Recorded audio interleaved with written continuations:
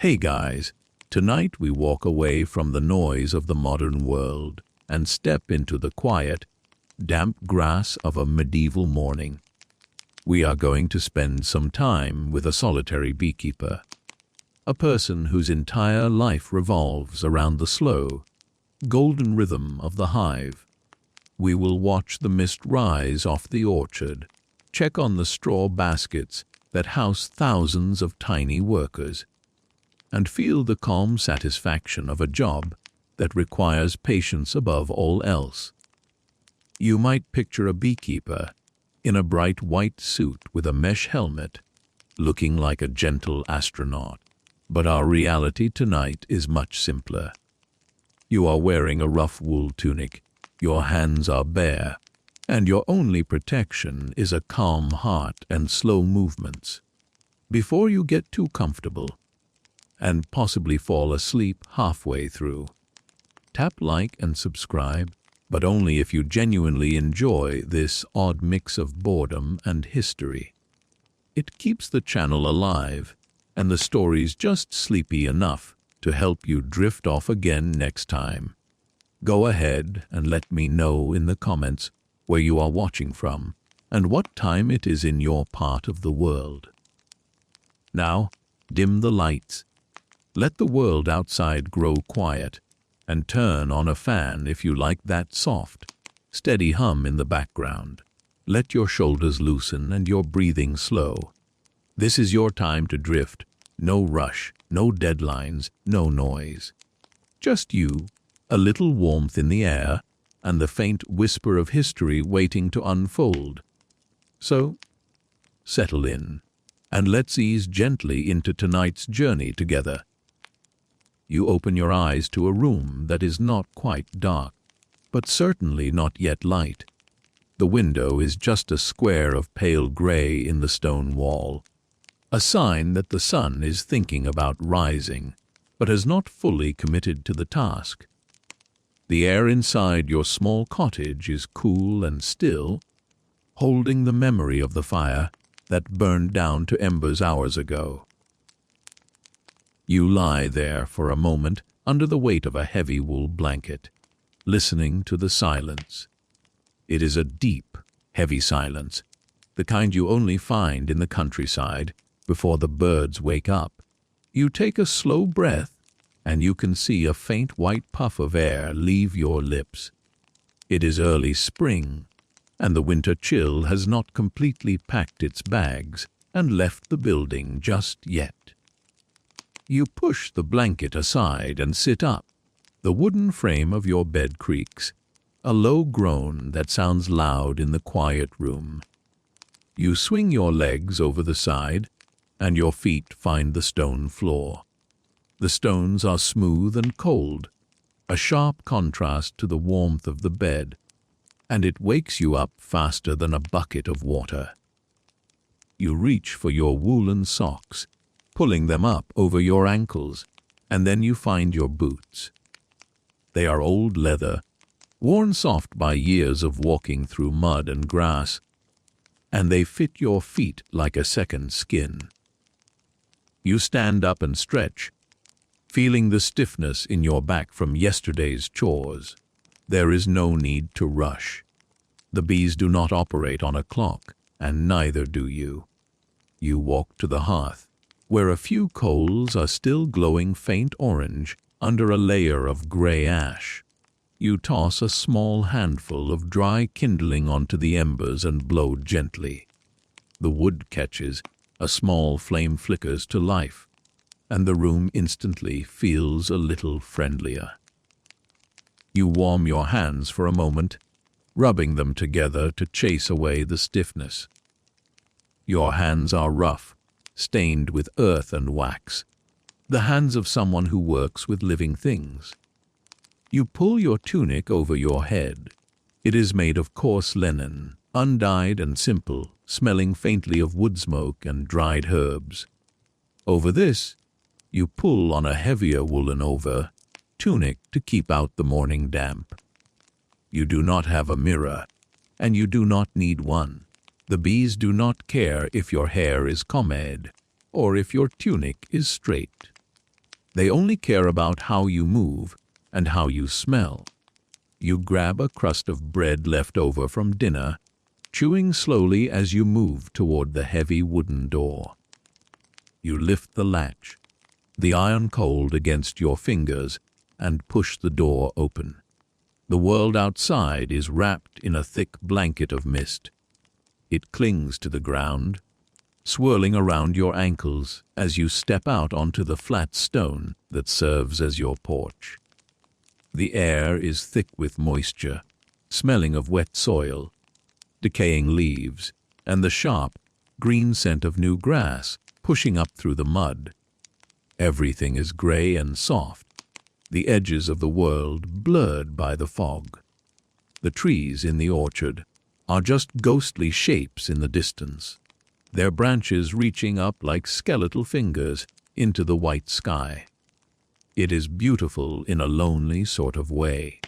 You begin to walk down the narrow path that leads to the garden. The dirt is soft under your boots, yielding slightly with every step. You move slowly, out of habit. Around bees you never rush. Rushing makes you clumsy, and clumsiness makes the bees nervous. Over the years, this slow pace has seeped into everything you do. You walk slow, you eat slow, and you think slow. It is a peaceful way to live, even if the rest of the village thinks you are a bit odd. They rush around with their plows and their livestock, always shouting and running, while you drift through your days like a leaf on a slow river. The path winds through a patch of herbs you planted years ago. Even in the dim light, you can recognize them by their smell. There is the sharp tang of rosemary, the sweet perfume of lavender, and the earthy scent of thyme. These are for the bees as much as they are for you. You brush your hand against a rosemary bush as you pass, releasing a fresh wave of scent into the damp air. You take a deep breath, filling your lungs with the clean, cold morning. This is your office, your workshop, and your cathedral, all rolled into one. Ahead of you, the mist begins to thin just enough to reveal the apiary. It is a sheltered corner of the garden, protected from the wind by a high wattle fence woven from hazel branches. The fence also keeps out the stray goats and chickens that roam the village, animals that lack the proper respect for a beehive. Inside the enclosure, there is a long, low wooden shelter with a slanted roof. Beneath the roof, sitting on a sturdy wooden bench, are the Skeps. They look like row of quiet, golden mountains. Each skep is a coiled basket turned upside down, made of straw and bound with strips of briar. They are simple, ancient structures, the standard housing for bees for centuries. They are not perfect. You cannot see inside them without turning them over, which the bees find incredibly rude, but they are warm and dry. The straw walls are thick, insulating the colony from the winter cold and the summer heat. You approach them with a sense of reverence. These straw domes hold thousands of lives, a complex society that you serve but do not rule. You stop a few feet away from the first skep. It is the largest one, the strongest colony from last year. You stand perfectly still, listening. In the summer, the air here vibrates with the sound of 10,000 wings, a hum so loud you can feel it in your chest. But now, in the early spring, there is only silence. Or is there? You lean in closer, turning your head so your ear is just inches from the straw wall. You hold your breath. At first, you hear nothing but the wind in the bare branches of the apple trees. Then you catch it, a low, faint murmur. It is a sleepy sound, like a distant river or a cat purring in the next room. It is the sound of the winter cluster. Inside that dark dome, Thousands of bees are huddled together in a tight ball, shivering their wing muscles to generate heat. They are keeping their queen warm, rotating from the outside of the ball to the inside, sharing the warmth. They have been doing this for months, surviving on the honey they stored last summer. Hearing that hum is the best sound in the world, it means they made it. They are alive. You move to the next skep. You listen. Silence. You wait, hoping for a whisper of life. But there is nothing. You tap the side of the basket gently with your fingernail. No response. No sudden spike in the hum. You feel a heavy sink in your stomach. This colony did not make it. Perhaps the winter was too long, or they did not store enough honey, or the damp got in. It is a sad part of the job, but a familiar one. You cannot save them all. Nature is not cruel, but it is indifferent. You mark this skep in your mind. Later, you will have to clean it out, melting down the wax and checking to see what went wrong. But not now. Now, you focus on the living. You move down the line, checking each of the 12 skeps. 8 of them are humming with life. 4 are silent. 8 is a good number. 8 strong colonies can easily become 16 by summer if the swarming season goes well. You feel a sense of relief. It was a hard winter, with deep snows and biting winds that rattled the shutters of your cottage for weeks. You were worried the cold would seep through the straw walls, turning the hives into icy tombs. But the straw held. The bees held. Historians still argue whether medieval beekeepers fully understood the biology of the bee, or if they simply followed rituals passed down from grandfathers to grandsons. Some say you were just lucky peasants. Others think you knew more about the natural world than modern science gives you credit for. You probably don't care about the debate. You just know that if you keep the skeps dry and leave them enough honey, the bees usually survive. It is not magic, though it feels like it sometimes. You return to the first skep, the strong one. You crouch down, your knees cracking softly. The entrance to the skep is a small arch cut into the bottom ring of straw. It is blocked with a bit of debris. Dead bees that died during the winter and fell to the floor. The colony is too cold to drag them out yet. If the entrance stays blocked, the bees cannot fly out for their cleansing flights when the sun gets warm. You reach into your pocket and pull out a small, hooked twig you keep just for this purpose. With the precision of a surgeon, you gently insert the twig into the entrance. You scrape the debris forward, clearing the tunnel. A few dry, curled bodies tumble out onto the wooden bench. You brush them away. You do this for every living hive, clearing the way for the new season. It is a small act of service, a housekeeper tidying up the front porch. As you work, you speak to them. You keep your voice low and steady, a rumble in your chest. You tell them the winter is over. You tell them the willow trees down by the river are starting to bud. You tell them that the miller's daughter got married last week and that the old blacksmith died in his sleep. This might sound strange to anyone watching, but telling the bees is a critical part of your duty. There is a belief, deep in your bones, that bees must be kept informed of the major news in the household and the village. If you keep secrets from them, they might get offended and leave, or stop making honey, or simply die of sorrow. You are not willing to take that risk. Plus, they are excellent listeners. They never interrupt, and they never gossip. The mist is starting to lift now. The sun has cleared the horizon. burning through the fog and turning the gray light to a pale gold. You can feel a faint warmth on the back of your neck. This is the moment you have been waiting for. The temperature is rising. Inside the skeps, the cluster is loosening. The bees are feeling the change. You sit back on your heels and watch the entrance of the first skep. You wait.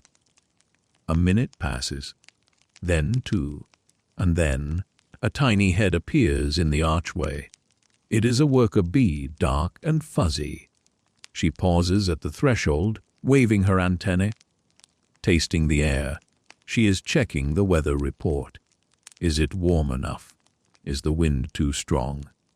She steps out onto the landing board, grooming her front legs. Then another bee joins her, and another. Suddenly, the first bee takes flight. She lifts off, hovering for a moment in front of the hive, orienting herself. She flies in slow, widening circles, marking the location of her home in her memory. It has been months since she saw the sun. She needs to remember where the front door is. She zips away towards the orchard, disappearing into the sunlight. You smile. It is a small, tight smile, but it warms your face.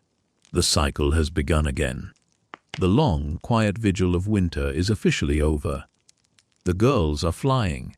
You stand up, brushing the damp soil from your knees.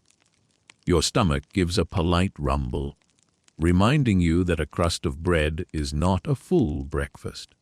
But you linger for a moment longer. The air is filling with the scent of warming earth and the faint, sweet smell of beeswax drifting from the hives. You look at the row of skeps, the golden straw glowing in the morning light. They are simple things, just twisted grass and brambles, but they are the heart of your world. In a time when sugar is a rare luxury from distant lands that most people will never see, let alone taste, you are the keeper of the sweetness. Honey is the only way your village knows to sweeten their oat porridge or their herbal teas. It is liquid gold, and you are its guardian. But more than that, you are the guardian of the wax. The church needs candles, clean, burning beeswax candles for the altar. The Lord needs candles for his high table. Even the local cobbler needs wax to coat his thread. Without the bees, the nights would be darker and the food would be duller. It is a responsibility you take seriously, even if your workspace is just a muddy garden patch. You turn and look back at your cottage. Thin smoke is rising from the chimney, curling straight up into the still air. It looks inviting. You think about a cup of warm cider and maybe a bit of cheese. But first, you have to check the rest of the garden. The bees will need water. They need a safe place to land and drink without drowning. You walk over to the shallow stone basin you keep near the fence. It is filled with rainwater, which is good, but it is deep. Bees are not strong swimmers. If they fall in, they can't get out. You walk to the edge of the woods and gather a handful of pebbles and a few floating sticks. You return to the basin and arrange them carefully in the water. You build little islands, little bridges.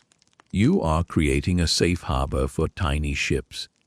It feels like playing, like a child building a dam in a stream. But it is life-saving work. A drowned bee is a bee that gathers no nectar. Every life counts. As you arrange the stones, you notice the moss growing on the side of the basin. It is bright green, plush like velvet. You run your thumb over it. It is soaked with dew. The textures of your world are simple rough stone, scratchy wool, smooth water, soft moss, prickly straw. You don't have silk or velvet or polished marble, but you have this. And right now, with the sun warming your back, and the first few bees humming past your ear, it feels like enough. You hear the heavy thud of a cart on the road nearby, obscured by the hedge. The village is waking up. The blacksmith's hammer begins its rhythmic clanging. Clang, pause, clang. The rooster over at the miller's farm is shrieking like he's just discovered the sun for the first time and needs to tell everyone the good news. The world is getting loud again. But here in the apiary, the volume is turned down. The only sound that matters is the hum. You take one last look at the hives. The traffic at the entrances is picking up. More bees are coming out, stretching their wings, taking their first flights. The air around the Skeps is starting to shimmer with movement. It is a chaotic, happy dance. They are cleaning house, dragging out the winter debris, ready to start fresh. You feel a kinship with them. You, too, are shaking off the winter. You, too, are ready to work. You turn back toward the cottage, your boots squelching softly in the mud. You feel awake now, truly awake. The cold air has scrubbed the sleep from your mind. You have a long list of chores today. The Skeps need repair. There are frames to be fixed, and soon you will need to start weaving new Skeps for the swarms that will surely come in late spring. But for now, the morning inspection is done. The bees are alive. The queen is safe. The sun is shining. In the grand scheme of history, filled with wars and plagues and kings rising and falling, this moment will not be recorded in any book. No scribe will write down that the beekeeper checked his hives on a Tuesday in March and found 8 alive. But it matters. It matters to you, and it matters to the bees. And in the quiet, solitary life you have chosen, that is all that really counts.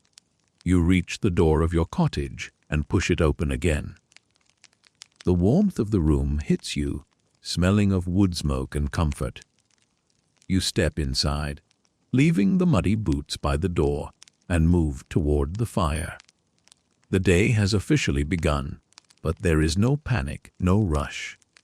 Just the steady, slow rhythm of the seasons, turning like a great wooden wheel, carrying you and your bees along with it.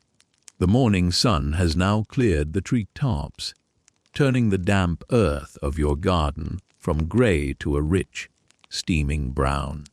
The chill is still in the air, but inside your cottage, the fire has been fed and is crackling happily. It is time for the next great task of the spring season, preparing new homes for the coming generation. You settle onto a low, 3-legged stool by the hearth, your back warming against the heat of the flames. Spread out on the floor around you are your materials, bundles of golden rye straw and a pile of long, thorny blackberry briars. To anyone else, this looks like a pile of yard waste. To you, it is the raw material of architecture. Making a skep is not a quick job. It is a slow, meditative process that cannot be hurried. If you rush, the walls will be thin, the coils will be loose, and the rain will get in. And a wet bee is a dead bee. So you take a breath, pick up a handful of straw, and begin. You grab a sheaf of rye straw. You grew this yourself in a small patch behind the cottage, harvesting it with a sickle, careful not to break the stems. Rye is best.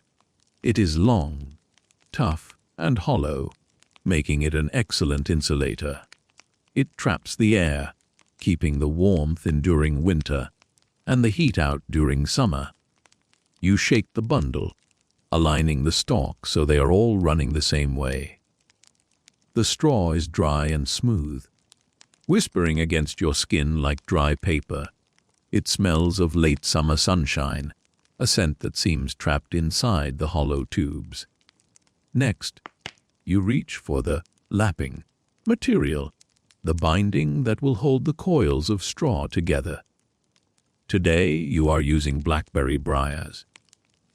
You spent yesterday afternoon in the woods, wearing thick leather gloves, wrestling with the brambles to cut these long, flexible whips. You have stripped the thorns off, mostly. There is always one or two you miss, and your fingers are already mapped with tiny scratches and pricks, a familiar geography of your trade. You take a briar strip, which you have been soaking in a bucket of water to make it pliable. It is dark purple, shiny and wet, contrasting with the pale gold of the straw. You start the coil. This is the hardest part. You have to bend the thick bundle of straw into a tight, tiny circle to form the very top of the dome. It fights you. The straw wants to stay straight. You have to force it, your thumbs digging in, your wrists twisting. You wrap the wet briar around the straw, pulling it tight until it bites into the yellow stalks. You thread the end of the briar through a hollow bone needle, a simple tool made from the leg of a sheep, and stitch the coil to itself. Round and round you go. The motion becomes hypnotic. Grab straw, feed it into the bundle, twist the coil, wrap the briar, pull tight. Grab, feed, twist, wrap, pull. Your hands move with a memory of their own. You have made hundreds of these. You could probably do it in your sleep, and sometimes sitting here by the warm fire with the rhythmic scritch, scratch of the straw you almost do. As the coil grows, it begins to take shape. It looks like a flat plate at first. Then you start to angle the coils downward, creating the walls of the dome. You are building a basket that is meant to be lived in. You are crafting a cathedral for insects. You pause to check the symmetry. You hold it up, turning it in the firelight. It needs to be even. If one side is steeper than the other, the skep will be unstable. It might tip over in a storm, a disaster you cannot afford. You adjust the pressure of your hands, flaring the next coil out slightly to correct a lurch to the left. The sound of the work is comforting. There is the rustle of the dry straw, the wet slap of the briar, the snap of the fire. Outside, a light rain has started to fall, tapping gently against the wooden shutters. It emphasizes the coziness of your spot by the hearth. You are safe, warm, and making something useful. There is a profound satisfaction in that. Historians still debate when exactly the skep became the standard. Some argue the Romans brought the design north. Others think the Germanic tribes were weaving them long before the legions arrived.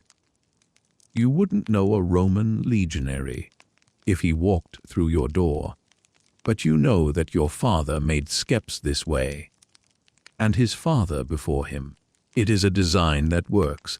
It is cheap, straw and brambles are free, and it is light. A wooden hive is heavy and hard to move. A skep can be picked up with one hand. This is important because, unlike modern beekeepers, you move your hives. In late summer, when the clover in the valley is done, you might load the skeps onto a cart and take them up to the heather moors, chasing the bloom. A light home is a mobile home. You reach for your tankard of small beer, a weak, watery brew that is safer to drink than the water from the well. You take a sip, the sour, yeasty taste cutting through the dust of the straw. You wipe your mouth with the back of your hand and get back to work. The skep is growing. It is now the size of a large hat. You can smell the wet wood of the briar drying in the heat of the fire. Your mind wanders as your hands work. You think about the season ahead. You think about the queen. She is the heart of everything. Without her, the colony is just a confused mob. But with her, they are a single organism, a focused, relentless force of nature. You respect the queen, but you don't romanticize her. She is a slave to her biology, just as you are a slave to the seasons.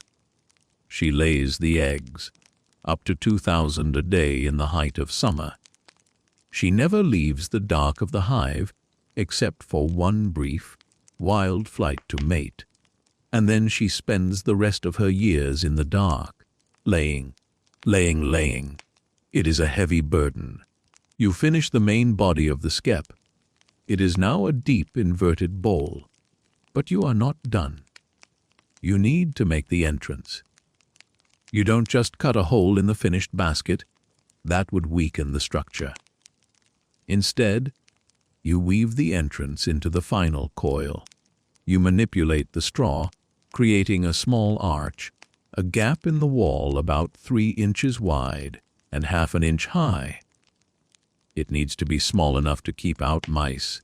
Mice love honey and warmth, and a mouse in a skep is a nightmare, but big enough for the bees to drag out their dead and for the drones to lumber in and out. Ah, the drones, the male bees. You chuckle softly to yourself. They are the bumbling nobility of the hive. Fuzzy and completely useless for any work.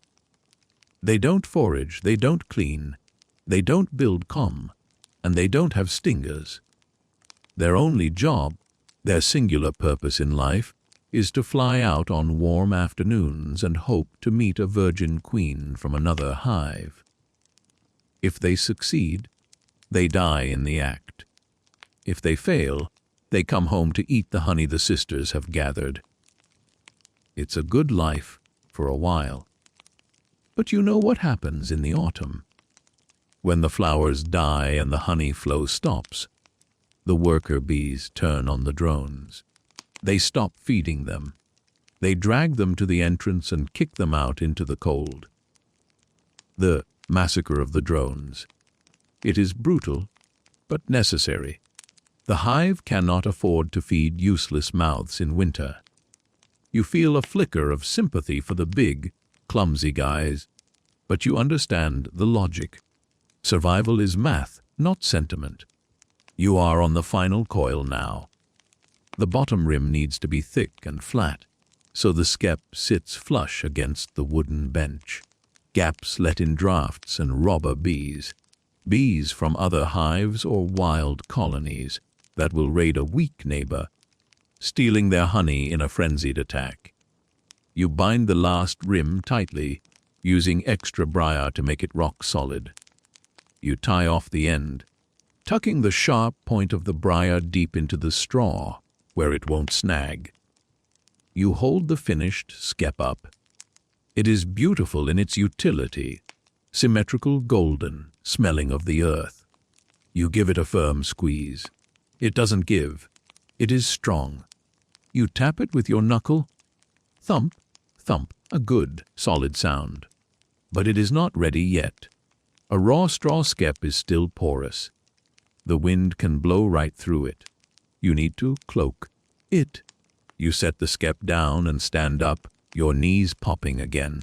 You walk to the corner of the room where you keep a bucket of clume. This is a mixture you made yesterday. It is cow dung. Fresh is best, sadly, mixed with clay, lime, and sand. It smells potent. You scoop up a handful of the thick, sticky paste. It is cold and slimy. You bring the skep over to the table. You begin to smear the mixture over the outside of the straw. You are plastering it. The dung acts as a binder, the clay seals the gaps, and the lime hardens it. It is a messy job. The brown paste covers your hands, getting under your fingernails. But you don't mind. This coating will dry into a hard, weather-proof shell. It will keep the rain out and the heat in. It is the difference between a drafty shack and a warm castle. You work the plaster into the grooves of the coils, smoothing it out with your wet palm. You leave the bottom rim and the entrance clear. You don't want to block the door. The smell of the cow dung is strong in the warm room, mixing with the wood smoke. To a modern nose, it might be revolting. To you, it just smells like a farm. It smells like practicality. Once the skep is fully coated, it looks like a smooth, brown dome. You set it near the fire, but not too near to dry. It will take a few days to harden. Once it is dry, it will be surprisingly durable. You have skeps in the shed that are 10 years old, patched and re-plastered every spring, but still holding strong. You wash your hands in a basin of water, the water turning a murky brown. You dry them on a rag. You look at the new skep. 1 down, 5 more to go. You need a stockpile. Swarm season is coming. May is the month of swarming. A swarm of bees in May is worth a load of hay. The old rhyme says, a swarm in June is worth a silver spoon. A swarm in July isn't worth a fly. You need early swarms. An early swarm has the whole summer to build comb and store honey for the winter. A late swarm, a July swarm, is doomed. They won't have enough time to establish themselves before the frost. You often have to combine late swarms or just let them go, knowing they won't survive. You sit back down on your stool, picking up a fresh bundle of straw. You start the process again. Twist, wrap, pull. Your mind drifts to the dangers ahead. Bears. No, not many bears left in these woods, thank goodness. But badgers. A badger can tip a skep over and tear it apart in minutes, eating the honey, the comb, and the bees, ignoring the stings with his thick skin. You have to keep the fence strong. And woodpeckers. A green woodpecker can drill a hole right through the straw and eat the bees one by one as they come to investigate the noise. You have seen it happen. It is infuriating. And then there is the weather. A wet summer is a disaster. If it rains every day, the bees can't fly. They stay inside, eating their stores. If the rain lasts too long, they starve to death in the middle of summer, with flowers blooming just outside their door. You can feed them, giving them syrup or mashed honeycomb. But it is a desperate measure. You watch the sky constantly. You are a connoisseur of clouds. You finish the second coil of the second skep. The rhythm is soothing. You feel your eyelids getting heavy. The fire is warm, the beer was filling, and the repetitive motion is a lullaby.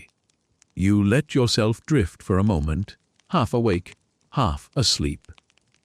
You imagine the summer garden, the air thick with the smell of clover, the sound of the bees like a choir. You snap back to reality as the log in the fire shifts and settles with a soft crump. You check your work. The coil is even. Good, you continue. There is a debate among the village elders about the tanging of bees, the practice of banging metal pots to make a swarm settle. The priest says it doesn't work, that it's just superstition. The old widow who lives by the mill says it mimics the sound of thunder, making the bees seek shelter. You aren't sure who is right, but you do it anyway. You have an old iron key and a metal basin ready by the door. When you hear the roar of a swarm, you will run out and clang them together like a madman. Does it work? Maybe. Or maybe the bees just stop because they are tired. But you aren't going to stop doing it. In a job where so much is out of your control, any ritual that offers a sliver of influence is worth keeping. The light in the room is changing. The sun has moved across the sky. It is midday. You have finished 2 skeps and started a third. Your hands are stiff, your thumbs aching from the pressure of the binding. But you have a sense of accomplishment. You have created shelter. You have prepared for the future. You stand up and stretch, your spine cracking. You look at the 3 brown domes drying by the fire. They look like loaves of bread rising. In a way, they are. They are the vessels that will hold the harvest. You add another log to the fire. The sparks fly up the chimney, joining the gray sky outside. The rain has stopped, but the world is still dripping. You decide to take a break. You will eat some cheese. Maybe check the apiary one more time to make sure the wind hasn't knocked anything over. You open the door. The cool air rushes in, chasing away the drowsiness. You step out onto the wet stone. The garden is quiet. The bees have retreated inside the skeps to wait out the rain. You can imagine them in there, huddled together, waiting for the sun. You are waiting too. You are partners in this. You provide the home. They provide the treasure. It is a fair trade. You walk down the path, checking the wattle fence. A section near the back looks a bit loose. A determined badger could push through that. You make a mental note to reinforce it with some fresh stakes tomorrow. The work never really ends. There is always a fence to fix, a skep to weave, a frame to clean. But it is good work. It is quiet work. It is work that lets you think, or not think as you choose. You lean against the fence, looking out over the wet fields. The world feels vast and empty, but you don't feel lonely. You have your thousands of tiny companions. You have the fire. You have the straw. You have the slow, steady turning of the year. And for now, that is enough. The weeks slide by, turning the mud of spring into the firm, green turf of early summer. The apple blossoms have come and gone, falling like confetti onto the grass, and now the air is growing heavy and warm. It is the season of the swarm. This is the most volatile, exciting, and nerve-wracking time of your year. The colonies are bursting at the seams. The queens have been laying thousands of eggs a day, and the skeps are packed tight with workers, drones, and brood. The bees are restless. You can hear it in the pitch of their hum. It has shifted from a steady, low drone to a higher, more urgent vibration. They are running out of room. When a hive gets too crowded, the colony makes a collective decision. It is time to divide. They will raise a new queen, and the old queen, along with about half the workers, will leave to find a new home. This is how bees reproduce on a macro scale. For them, it is survival. For you, it is a crisis. If they fly away and you lose them, you lose half your honey crop and half your livestock in a matter of minutes. You have to be vigilant. You have to be faster than the insects. You spend your days patrolling the apiary, watching the entrances like a hawk. You are looking for the signs. Are the bees clustering on the outside of the skep, hanging in a beard of bodies? That means they are hot and crowded. Are the workers running around frantically instead of foraging? That is swarming fever. It is a warm Tuesday afternoon. The air is still, pressing down on the valley. The sky is a hazy blue, promising heat. You are sitting on your bench in the shade of a pear tree, whittling a new entrance peg, but your eyes are locked on skep number 4. It has been acting suspicious all morning. The traffic at the entrance has been chaotic. Suddenly, it happens. The sound changes first. It is not a hum anymore. It is a roar. It sounds like a freight train is passing through your garden. You drop the knife and the peg. You stand up, your heart hammering against your ribs. From the entrance of skep number 4, a black torrent of bees pours out. It is like liquid smoke.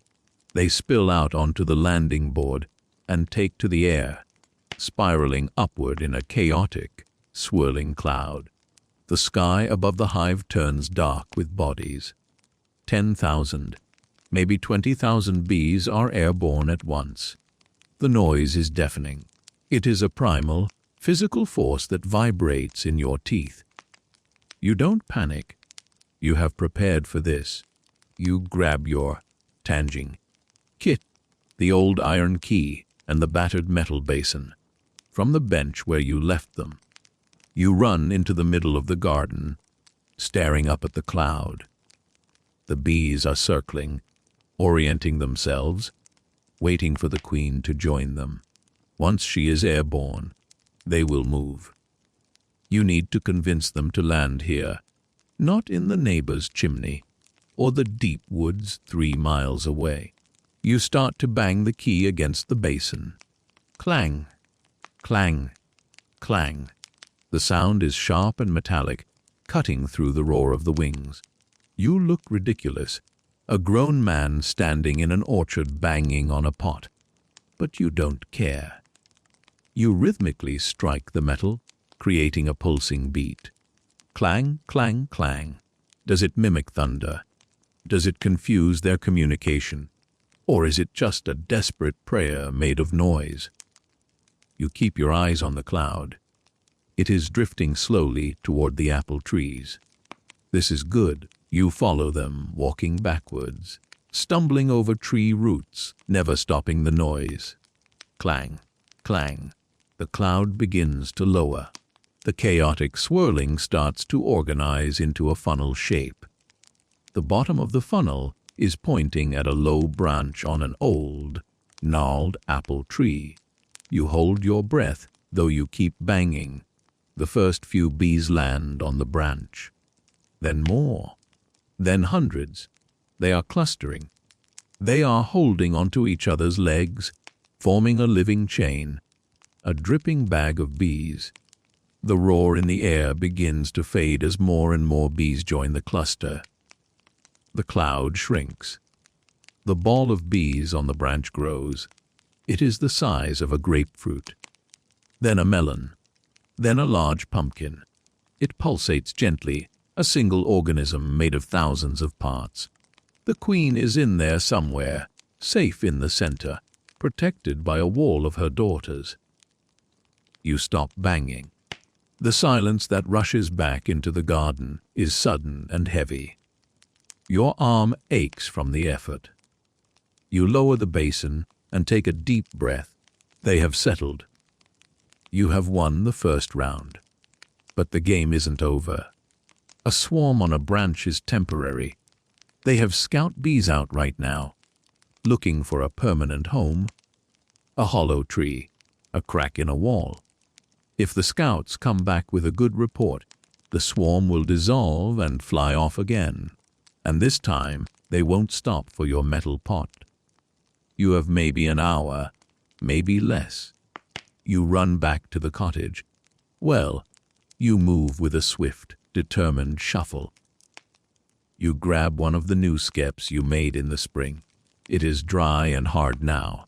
You also grab a white linen sheet and a goose feather. You hurry back to the apple tree. The swarm is quiet now, a brown and gold teardrop hanging from the branch. It is heavy, bending the wood down. You approach slowly. You spread the white sheet on the grass directly under the cluster. The white background makes it easier to see the bees and, crucially, easier to spot the queen if she falls. You place a small stone on the sheet to prop up the edge of the skep, creating a nice, inviting gap. You hold the empty skep upside down, directly under the hanging cluster. This is the moment of truth. You have to be bold. You reach up and grab the branch with both hands. You take a breath. Then, you give the branch a single, sharp, violent shake. Thump. The entire cluster detaches from the branch and falls with a wet, heavy sound into the basket. You immediately flip the skep over onto the sheet. A few hundred bees miss the basket and explode into the air, angry and confused. But the vast majority are trapped under the dome. You step back quickly. The air around you is filled with confused stragglers. They are buzzing loudly, bumping into your tunic, getting caught in your hair. You stay calm. Swarming bees are generally docile. They are gorged on honey before they leave the hive, which makes it hard for them to bend their abdomens to sting, and they have no home to defend yet. But getting stung is still a possibility, especially if you squash one by accident. You stand still, letting them settle. You watch the skep. The bees that are outside are flying low, searching. They smell the colony inside the basket. They smell the queen. You see a few workers land at the entrance you propped open. They stick their abdomens up in the air and fan their wings furiously. They are releasing a pheromone, the Nasanov scent. It smells like lemongrass to you, a fresh, citrusy signal that screams, "Come here! Mother is here! This is home!" It is a magical sight. The bees in the air catch the scent. They turn and stream toward the skep. They land on the sheet and march in a disciplined line right into the basket. It looks like an army marching into a fortress. You crouch down, watching them go. You scan the marching line for the queen, just in case she is outside, but she is likely already safe in the dark warmth of the skep. You wait until the last few stragglers have marched in. It takes about 20 minutes. The roar is gone. The air is clear. The skep is sitting quietly on the sheet. You gently remove the propping stone, lowering the skep so it sits flat, leaving just the small entrance open. You wrap the sheet up around the skep, tying it loosely at the top to keep them contained, but allowing air in. You pick up the bundle. It is heavy, warm, and buzzing. You carry it back to the apiary, your arms cradling thousands of lives. You place it on a designated spot on the bench, next to its parent hive. You untie the sheet and gently pull it away. You have done it. You have caught the swarm. You have turned a crisis into an asset. This new colony, with its old queen and full workforce, will work with the energy of desperation. They have no comb, no honey, nothing. They have to build a city from scratch before winter. They will build white, virgin wax comb at a furious rate. If the summer holds, they will fill this skep with honey by August. You sit down on the bench, your adrenaline fading, leaving you tired but satisfied.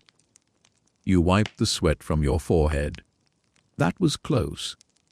If you had been eating lunch or napping, they would be gone. You look at the parent hive, skep number 4. It is quieter now. Half the population is gone, but inside, something miraculous is happening. A new queen is about to be born. She is in a special, peanut-shaped cell, floating in royal jelly. In a few days, she will chew her way out. She will kill any rival virgin queens in their cells. There can be only one. Then she will fly out, mate, and return to take over the family business. The cycle continues. Historians debate the efficiency of this system. By letting the colony swarm, you lose the prime workforce right before the main honey flow. Modern beekeepers try to prevent swarming to maximize production. But you don't have movable frames or plastic queen excluders. You have straw baskets and intuition. You work with the bee's biology, not against it. And frankly, you like the excitement. It breaks up the long, slow days of weeding and watching. The sun is dipping lower in the sky, casting long shadows across the grass. The heat of the day is breaking. You feel a cool breeze rustling the leaves of the pear tree. You decide to reward yourself. You go to the small stream that runs at the bottom of the property and splash cold water on your face. It feels shocking and wonderful. As you walk back, you notice a few bees from the new swarm. Let's call them colony number 9, already flying out. They are doing orientation flights, learning the location of their new front door. They are wasting no time. They need nectar, and they need it now. You admire their work ethic. You check the other hives. Skep number 2 looks a bit crowded. There is a small beard of bees hanging from the lip. They might swarm tomorrow, or maybe the day after. You will have to be ready. You check your supply of skeps. You have 3 left. That should be enough, but nature has a way of laughing at your plans. The evening settles in. The birds start their evening chorus, a chaotic symphony of whistles and trills. You sit by the hives for a long time, just watching. This is Hive TV, the best entertainment in the medieval world. You watch the foragers return, their back legs heavy with pollen. You see bright yellow pollen, orange pollen, pale gray pollen. Each color tells you where they have been. The yellow is probably dandelion or mustard. The orange might be marigold. The gray, maybe blackberry. You are reading the landscape through their legs. You see a guard bee challenge an incoming worker. They touch antennae. Password. The worker passes and is allowed in. Another bee tries to enter. A robber from a wild nest, looking to steal. The guard bee tackles her. They wrestle on the landing board, tumbling off into the grass. It is a tiny, silent war. You don't intervene. The guards know their job. The light fades to purple, then blue, then gray. The flying stops. The bees retreat inside for the night. The hum drops to a low murmur. You stand up, your knees stiff from sitting. You gather your tools. The knife, the key, the basin. You walk back to the cottage, the metal basin bumping against your leg with a dull thunk.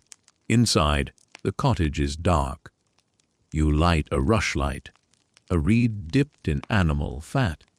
It burns with a smoky, flickering yellow flame, giving off barely enough light to see your hands. You don't need much light. You know where the bread is. You know where the bed is.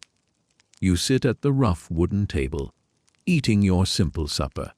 You replay the capture in your mind. The roar, the banging, the shake, the catch. It went perfectly. You feel a swell of pride.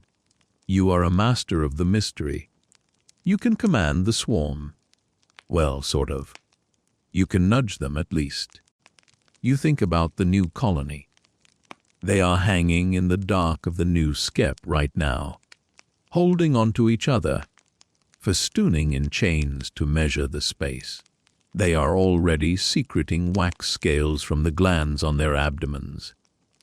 By morning, the first delicate, white walls of the honeycomb will be hanging from the ceiling of the skep. It is engineering created out of nothing but sugar and sweat. It is a miracle you never get tired of. You blow out the rushlight. The smell of hot fat lingers for a moment, then fades. You crawl into bed, pulling the heavy wool blanket up to your chin. You close your eyes. In the darkness, you can still hear the phantom roar of the swarm in your ears. You drift off, dreaming of golden clouds and rivers of honey, your hands twitching slightly as if you are still banging the key against the basin. Clang, clang. The frenetic energy of the swarming season has finally broken, replaced by the heavy, golden stillness of high summer. The days are long now, stretching out until the sun seems reluctant to set. and the world has turned a lush, deep green. The air in your garden is thick with heat, motionless and perfumed with the scent of drying grass and blooming herbs. You are done with the panic of chasing clouds of insects through the orchard. The hives are settled, the new queens are laying, and the great work of the year has shifted gears. Now it is the time of the harvest. Not your harvest, not yet, but theirs. You spend your afternoons in a state of watchful laziness, which is a respectable occupation for a beekeeper in July. You sit on a rough bench carved from a fallen oak log, positioned strategically in the shade of the hazel hedge. From here, you can see the entire garden.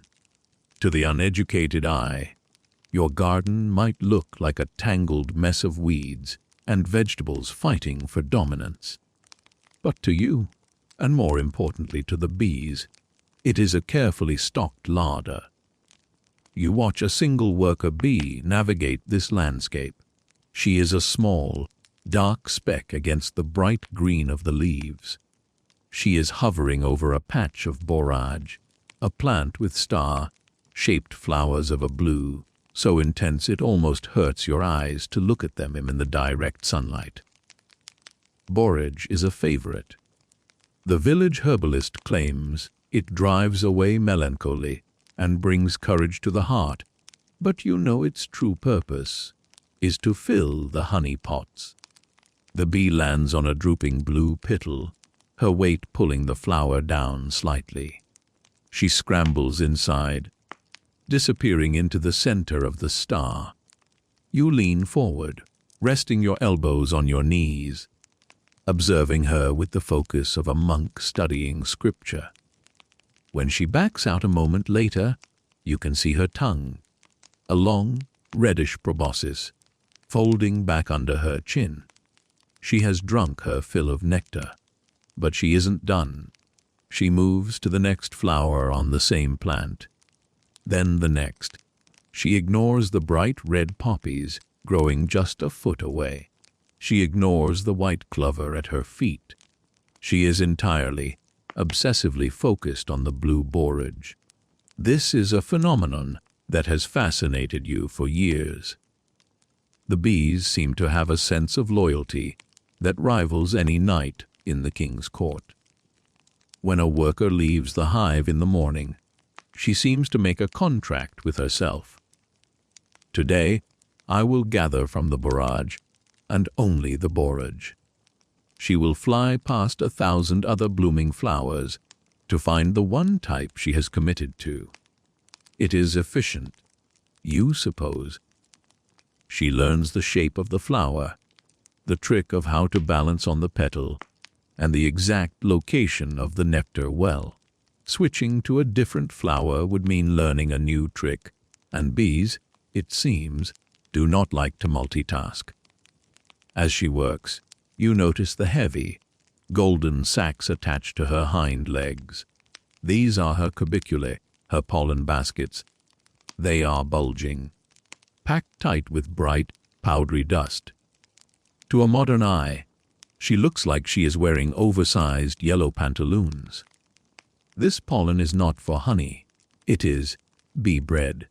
It is the protein, the meat and potatoes of the hive, used to feed the thousands of hungry larvae growing in the white wax cells. You watch her groom herself, using her front legs to scrape the pollen from her fuzzy body and pack it methodically onto her back legs. She is a masterpiece of efficiency. There is a scholarly debate that still smolders in the quiet corners of university libraries regarding just how much medieval people understood what you are watching right now.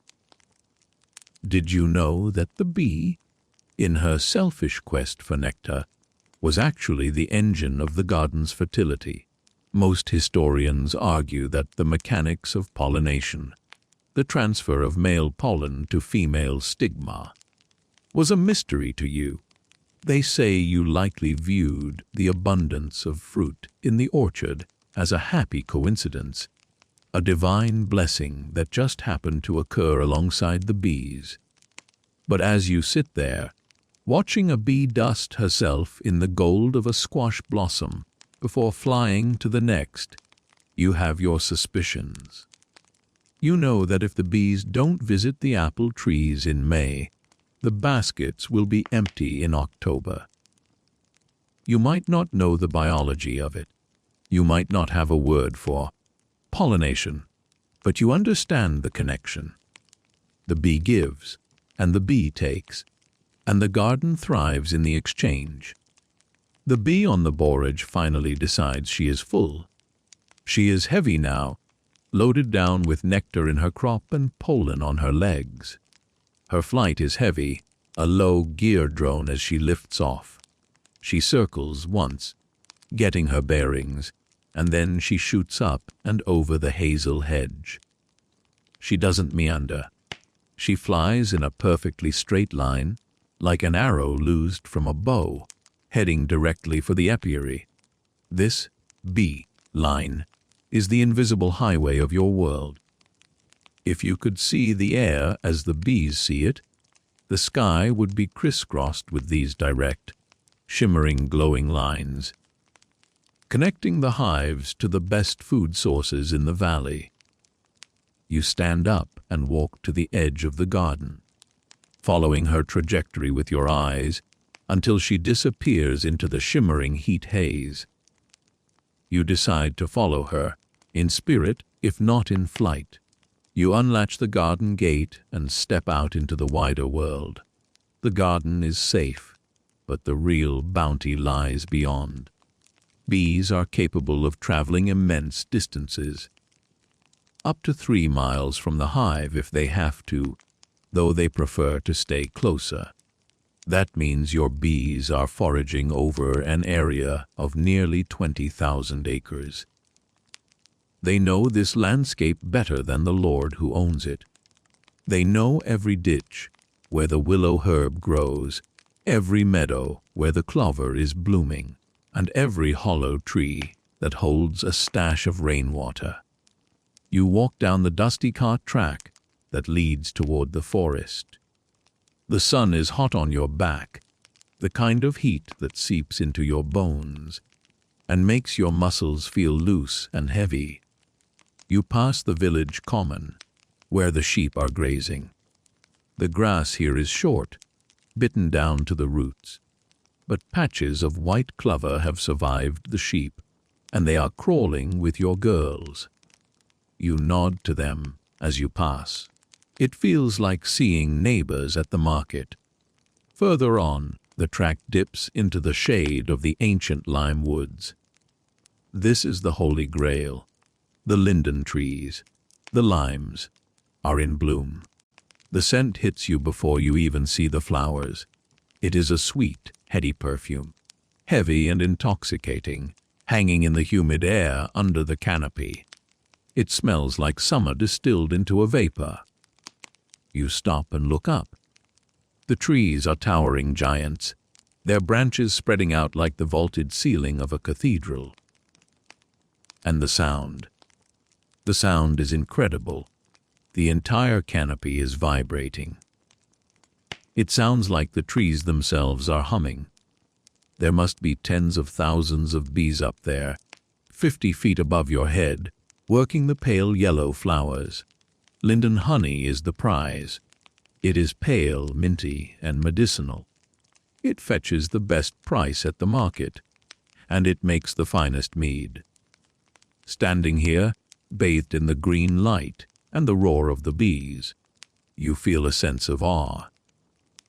You are just a small figure at the bottom of the tree, while the real economy of the forest is happening high above you in the leaves. But the woods are not just a larder, they are a battlefield. You spot a movement in the brush near your feet.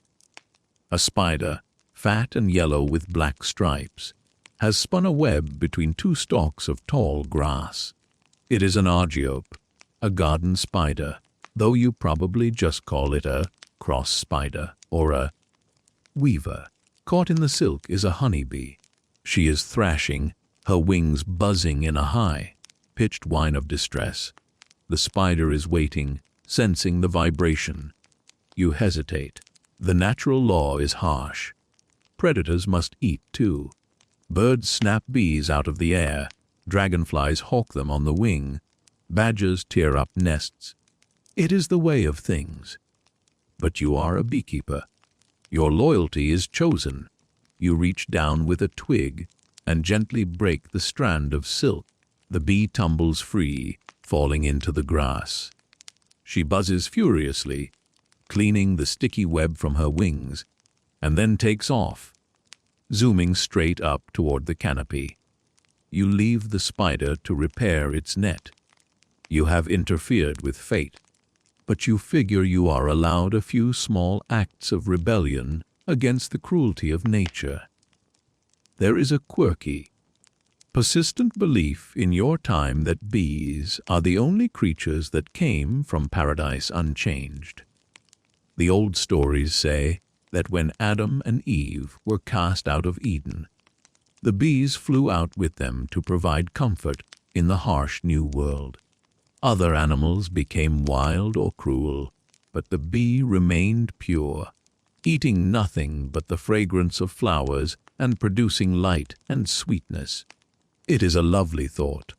It explains why they are so clean, why they hate bad smells, and why, so the legend goes, they will sting anyone who is unchaste or wicked. You've been stung plenty of times, which perhaps says something about your own moral standing. Or perhaps it just means you were standing in front of the flight path on a rainy Tuesday. You prefer to think it's the latter. You wander deeper into the woods, checking the landmarks your bees use to navigate. A large, rocky outcrop, a twisted oak tree that was struck by lightning years ago. These are the signposts on their mental maps. Scientists in the distant future will talk about the position of the sun and the polarization of light, explaining how bees use a solar compass to find their way. They will marvel at how a brain the size of a sesame seed can calculate complex vectors. You don't know about vectors. You just know that if you move a hive 3 feet to the left, the returning foragers will hover in the empty air, where the entrance used to be, looking confused and betrayed. They have memorized the location of home down to the inch. You circle back toward the village as the afternoon wears on. The heat is beginning to break, replaced by the soft, golden light of the magic hour. This is when the colors of the world seem to deepen, glowing from within. You pass a field of buckwheat that the miller planted this year. It is in full bloom, a sea of white flowers. The honey from buckwheat is dark, almost black, with a strong, malty flavor. It is an acquired taste like dark beer. Some people love it, some think it tastes like barnyard. You make a mental note to harvest the buckwheat honey separately if you can. As you near the apiary, the flight paths are congested. The foragers are returning home for the night. They are coming in low and heavy, their engines tired. Some of them miss the landing board on the first try, tumbling into the grass before crawling up the wooden legs of the stand. They have worked themselves to the brink of exhaustion. A worker bee in the summer lives only about 6 weeks. She literally works herself to death, her wings becoming ragged and tattered until she can no longer fly. You see an old worker on the ground, her wings frayed, crawling slowly away from the hive. She is leaving to die alone, so as not to clutter the hive or spread disease. It is a stoic, quiet end. You step carefully around her, offering a silent moment of respect. Back in the safety of the apiary enclosure, the sound has changed again. The roar of the day has faded to a steady, contented thrum. But there is a new sound now, a sound specific to the summer nights. It is a distinct whoosh, whoosh noise coming from the entrances of the Skeps. You crouch down to look. At the entrance of each skep, a line of bees is standing with their heads facing the opening and their abdomens pointed out. They are beating their wings furiously. They are not flying, they are fanning. They are the ventilation crew. They are pumping dry air into the hive to evaporate the water from the nectar. Nectar is mostly water when it comes from the flower, about 80%. If they stored it like that, it would ferment and spoil. They have to dry it down to about 18% water to turn it into honey. They are essentially running a massive air conditioning and dehydration factory inside the straw basket. You close your eyes and inhale. The smell coming from the hives is overwhelming. It is the scent of ripening honey. It smells of linden and borage and clover and earth. It is warm and sweet and yeasty. It is the smell of success. If you could bottle this scent, you would be the richest merchant in Christendom. It is the smell of 1,000 miles of flight condensed into a golden vapor. You sit on the grass, your back against the wattle fence. The sun dips below the horizon, and the sky turns a bruised purple. The first stars are appearing. The bees continue to fan, their work continuing into the darkness. They work in shifts, 24 hours a day.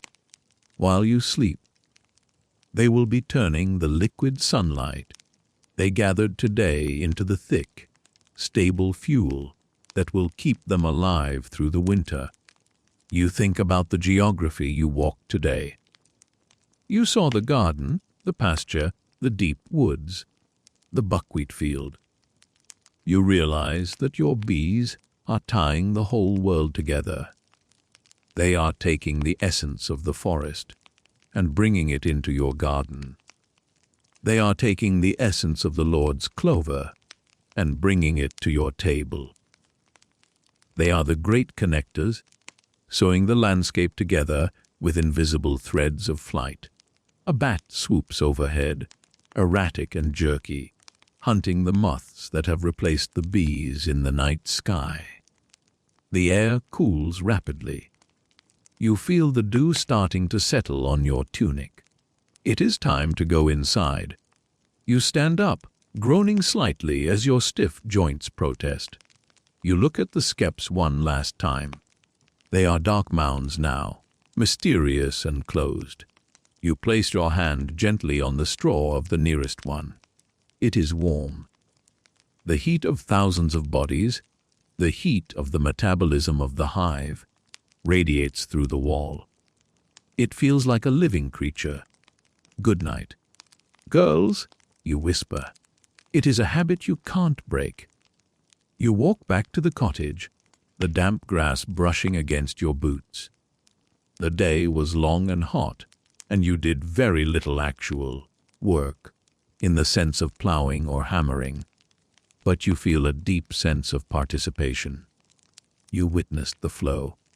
You watched the great machinery of nature turning, gear by gear, flower by flower. You reach the door and pause to scrape the mud from your boots. Inside, the fire is waiting to be revived. You will eat, you will sleep, and tomorrow you will do it all again. Because the clover is still blooming, and the linden is still sweet, and the bees will be flying as soon as the sun touches the landing board. The cycle does not stop for you. You are just the keeper, the watcher, the one who admires the flight. The high summer heat has broken, and the long days are beginning to shrink. The lush green of the valley is turning to the burnished gold of early autumn, and the air has a new crispness to it, especially in the mornings. The frantic nectar flow has slowed down. The linden blooms have fallen, The clover is fading, and the bees are becoming defensive. They know what is coming. Winter is a distant threat, but a threat nonetheless. For you, however, this is the moment the entire year has been building toward. It is the time of the taking. It is the harvest. Harvesting honey from Skeps is not a gentle process. In the modern world, beekeepers can simply lift out a wooden frame, spin the honey out in a centrifuge, and return the comb to the hive intact. You do not have that luxury. Your honey is locked inside the fixed, chaotic architecture of the wax combs that the bees have cemented to the straw walls. To get the honey, you have to destroy the city. And to destroy the city, you have to make a hard choice about the citizens. This is the part of the job that weighs heaviest on you. You have two types of harvest methods, and neither is particularly pleasant. The first is driving the bees, herding them from a full skep into an empty one. The second, more final method, is the sulfur pit. You stand in the apiary, looking at your row of skeps. You need to select the victims. You walk down the line, hefting each skep gently to judge its weight. Skep number 1 is heavy, solid, immovable, packed with honey. Skep number 9, the swarm you caught in May, is also surprisingly heavy. They worked hard, but skep number 6 is light. They struggled this year. They have a failing queen or disease. They won't survive the winter anyway. They will starve and freeze. It is a mercy, you tell yourself, to harvest them now. You decide to drive the bees from the heavy skep number 1. You want to save this strong colony, but take their surplus. You prepare your workspace in the evening, as the bees are settling down. You need 2 empty skeps, a set of driving irons, a U-shaped metal staples, and a long rhythmic patience. You smoke the hive heavily first. You have a smoker. Not the bellows type of the future, but a simple clay pot filled with smoldering rotten wood and dried dung. You blow the cool, thick smoke into the entrance. The smoke triggers an ancient survival instinct in the bees. They think, "Forest fire!" and immediately rush to gorge themselves on honey, preparing to flee. A gorged bee is a calm bee. Once they are roaring with the smoke, you lift the full skep off its stand and turn it upside down. It is a bucket of angry, confused noise. You quickly place an empty skep on top of it, mouth to mouth. You use the driving irons to pin them together, and then you wrap a long cloth around the seam to stop any escapees. Now, the performance begins. You start to drum on the sides of the bottom, full skep with your hands or 2 sticks. Thump, thump, thump. You are creating a vibration that the bees hate. It disrupts their grip. It shakes their world. Their instinct is to move upward, away from the vibration and toward the dark safety of the upper skep. You drum for 10 minutes, 20 minutes. Your arms ache. You can hear the roar of the colony moving. It sounds like water rushing uphill. They are marching, thousands of them, climbing up the combs, abandoning their brood, their pollen, and their home, moving into the empty void above. When the sound in the bottom skep has faded to a few stragglers, you quickly separate them. You take the top skep, now full of homeless bees, and set it on a new stand. You will give them some calm or feed them honey syrup to help them rebuild before the frost. They have a chance. But the bottom skep is yours. You carry the heavy straw basket into your cottage. The smell hits you instantly. Warm wax, propolis, and the rich, floral scent of honey. You place it on the table. Now the surgery begins. You use a long, Sharp knife to cut the combs free from the straw walls. You pull them out one by one. They are heavy, dripping slabs of amber and gold. Some cells are capped with white wax. This is the ripe honey. Some are open and wet. Some are dark with pollen. You place the combs into a large linen bag. You hang the bag over a clean wooden bowl near the fire. The heat will help the honey flow. You don't press it yet. The first honey to drip out on its own is the virgin honey. It is the purest, clearest, most valuable product. It is liquid sunlight. While the honey drips, you deal with the wax. This is the second harvest, less tasty, but arguably more important. The church needs candles. The scribes need tablets. The cobbler needs thread coating. You take the empty combs. The ones you have squeezed dry, or the ones that were just structural, and toss them into a large cauldron of boiling water over the fire. The wax melts, floating to the top of the water as a golden scum. The dirt, the dead bees, and the cocoon casing sink or get caught in the dross. You let it boil for a while, the cottage filling with a smell that is earthy and intense. Then you let the fire die down. As the water cools, the wax hardens into a solid cake on the surface. The next day, you lift out the wax cake. It is a dirty yellow disc. You will melt it again, filter it through a fine cloth, and pour it into molds to make pure, clean blocks of beeswax. These blocks are as good as currency. You can pay your taxes with them. But back to the honey. The bag has stopped dripping. Now comes the messy part. You squeeze the bag.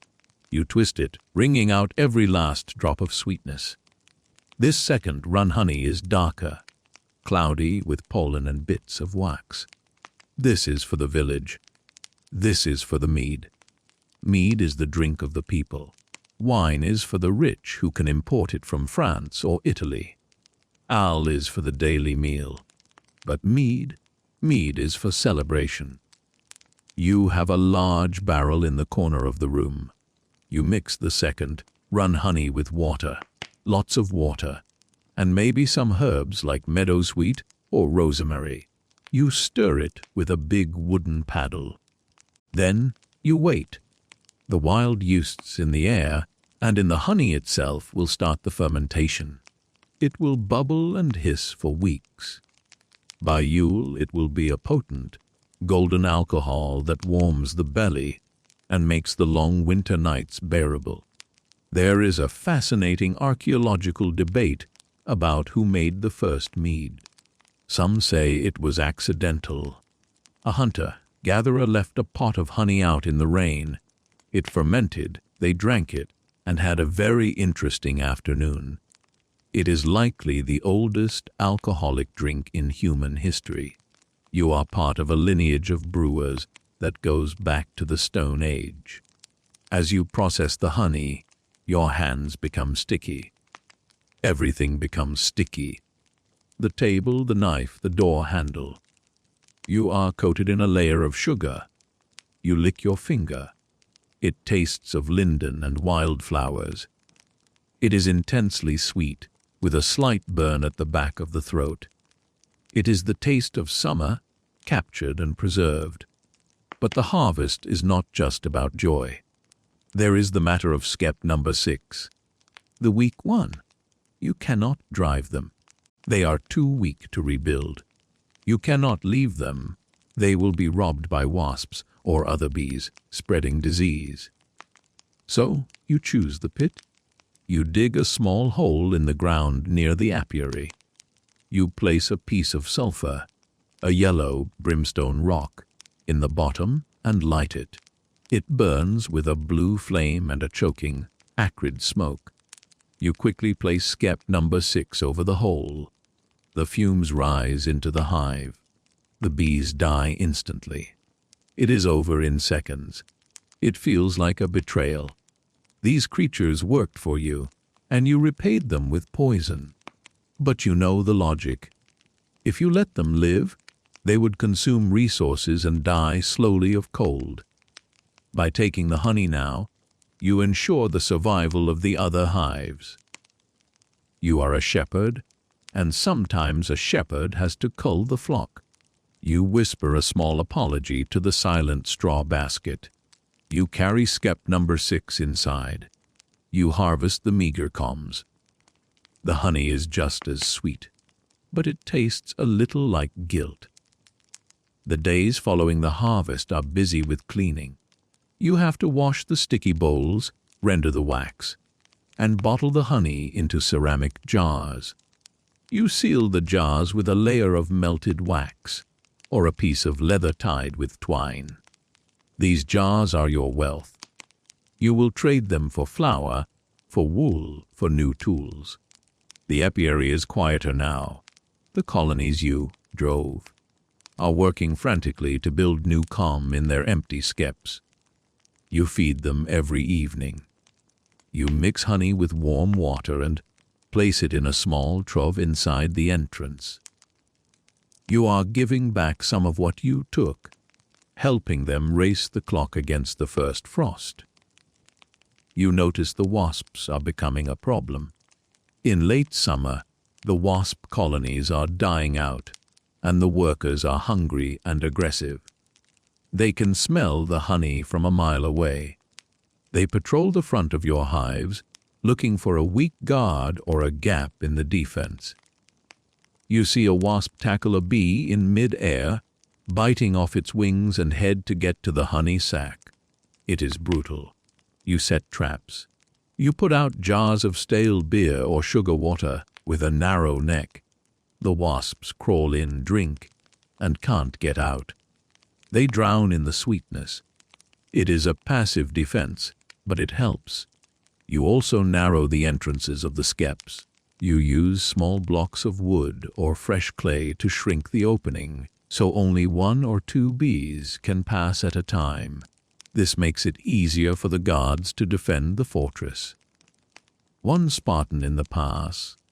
You think, watching a single guard bee fend off a massive hornet. The weather turns wet. The autumn rains begin. This is dangerous. Damp is the enemy of the bee. You check the skep, hackles. The conical thatched roofs you place over the skeps to shed rain.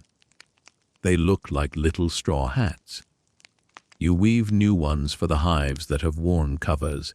You make sure the stands are sturdy and not sinking into the soft mud. One evening, a traveler knocks on your door. He is a merchant on his way to the fair. He smells the mead brewing. You invite him in. Hospitality is a sacred duty, but it is also good business. You share a piece of bread and a chunk of comb honey. He marvels at the clarity of the wax. He buys 3 blocks of beeswax and a jar of honey, paying you with silver coins. It is the first hard currency you have seen in months. You put the coins in a small pouch under your mattress. This is your security for the winter. The merchant tells you news of the world. There is a war in the south. The king is sick. The price of wool is up. You listen politely, but it feels distant. Your war is with the wasps. Your king is a queen who lays eggs in the dark. Your economy is measured in ounces of nectar. The human world seems loud and complicated compared to the brutal simplicity of the hive. As the merchant leaves, he asks, "Don't you get lonely, living out here with just the bugs?" You smile. "The bugs are better company than most people," you say, and you mean it. The harvest season winds down. The jars are stacked on the shelf. The wax cakes are wrapped in cloth. The mead is bubbling quietly in the corner, a reassuring sound like a sleeping animal. The cottage feels full. It feels prepared. You take a walk through the orchard. The apples are ripe, weighing down the branches. Some have fallen, and the bees are feasting on the bruised. fermenting fruit. They are getting a little drunk. You see a bee spinning in circles on the ground, unable to fly. You gently nudge her onto a leaf. "Sleep it off," you whisper.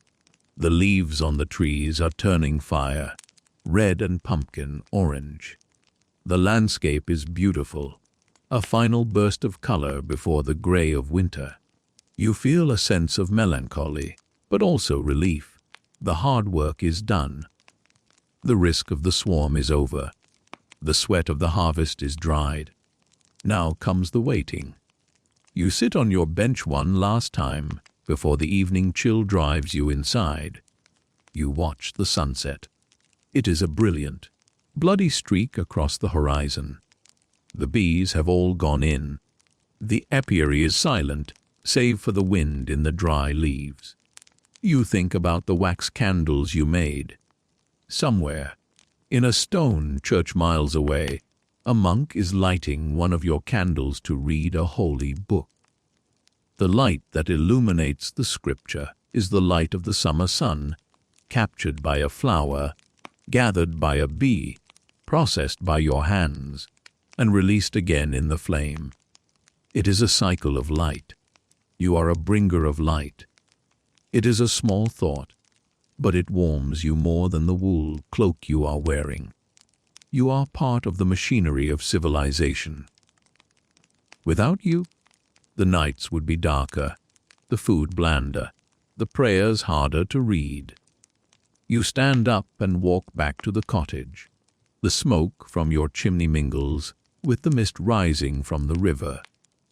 You close the heavy door and slide the bolt. You are safe inside. The harvest is in. The winter can come. The world outside your window has lost its color.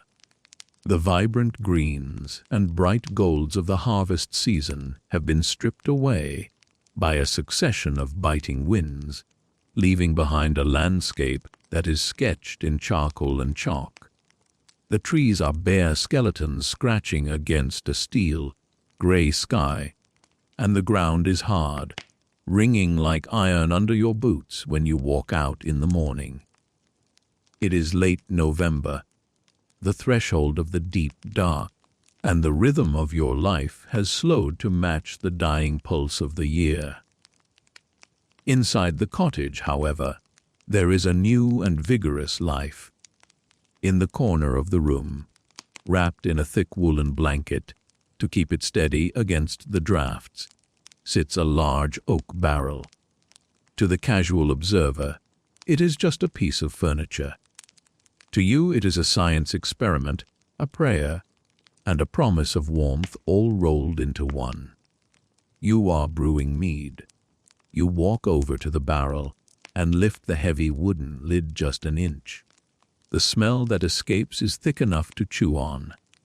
It is a heavy, sweet, yeasty aroma that fills the small room, masking the scent of the wood smoke and the drying herbs hanging from the rafters. You lean in and listen. It is a faint, wet sound, a constant, bubbling whisper.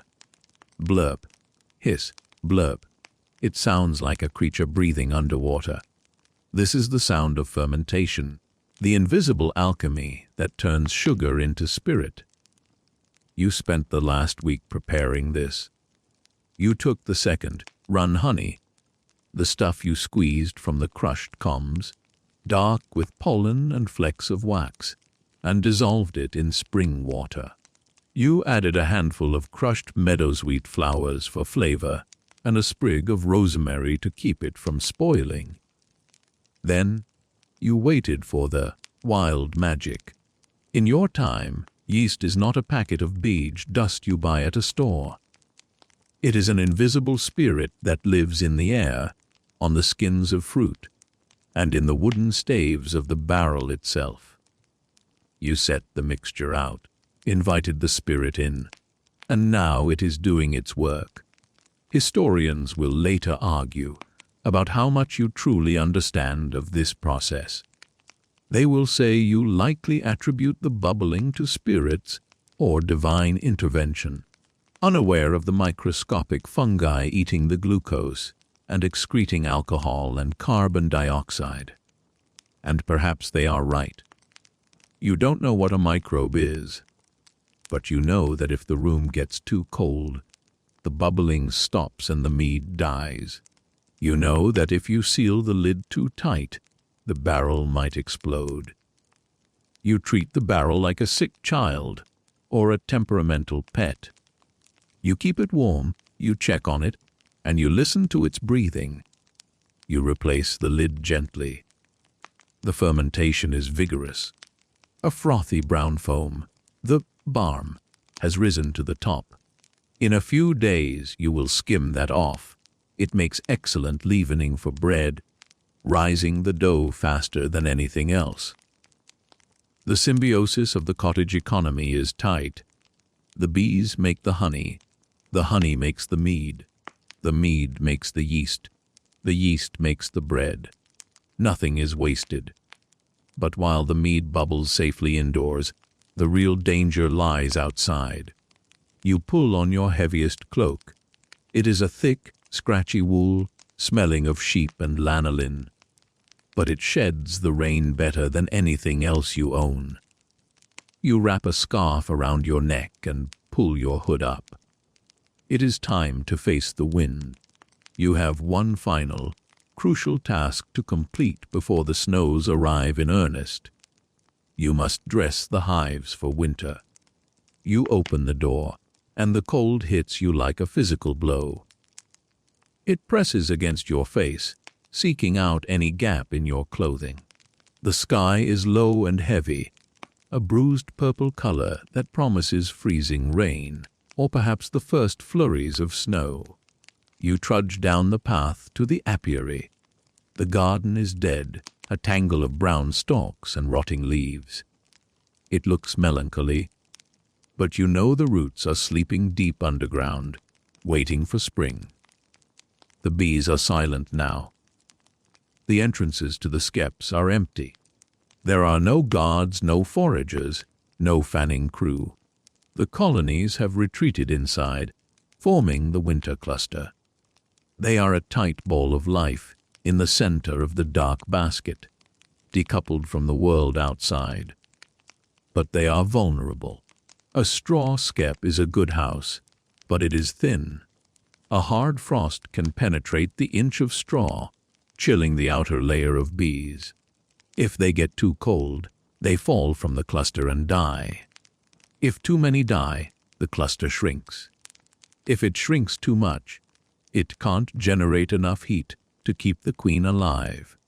It is a thermodynamic equation with zero margin for error. You head to the barn, or rather, the lean, to shed where you store your supplies. You have a pile of onzulation. Ready. It is bracken. Tall.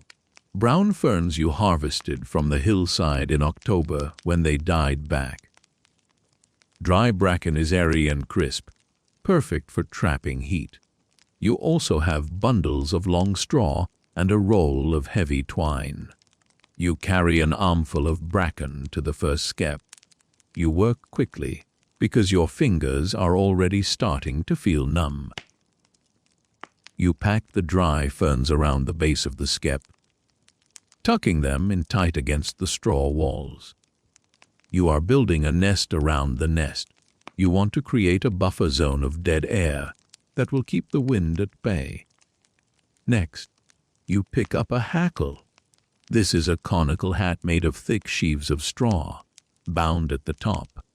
You place it over the skep.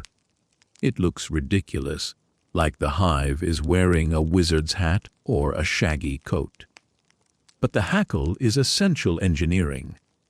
It acts as a thatched roof, shedding the rain and snow away from the walls of the hive.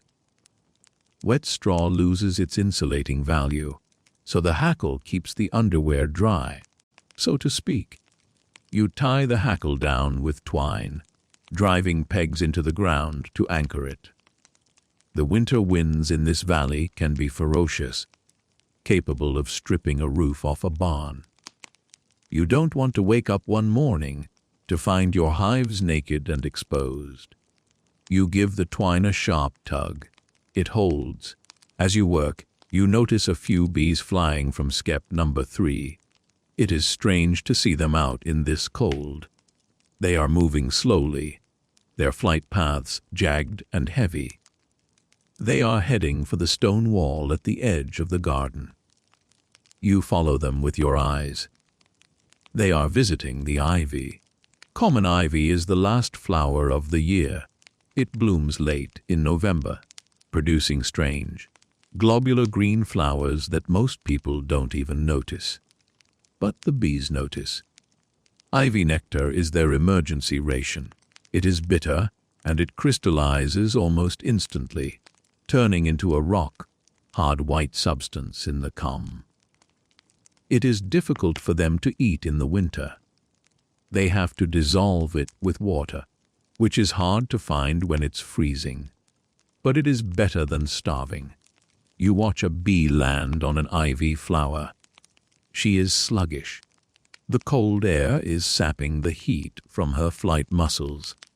She has to vibrate her wings just to stay warm enough to move.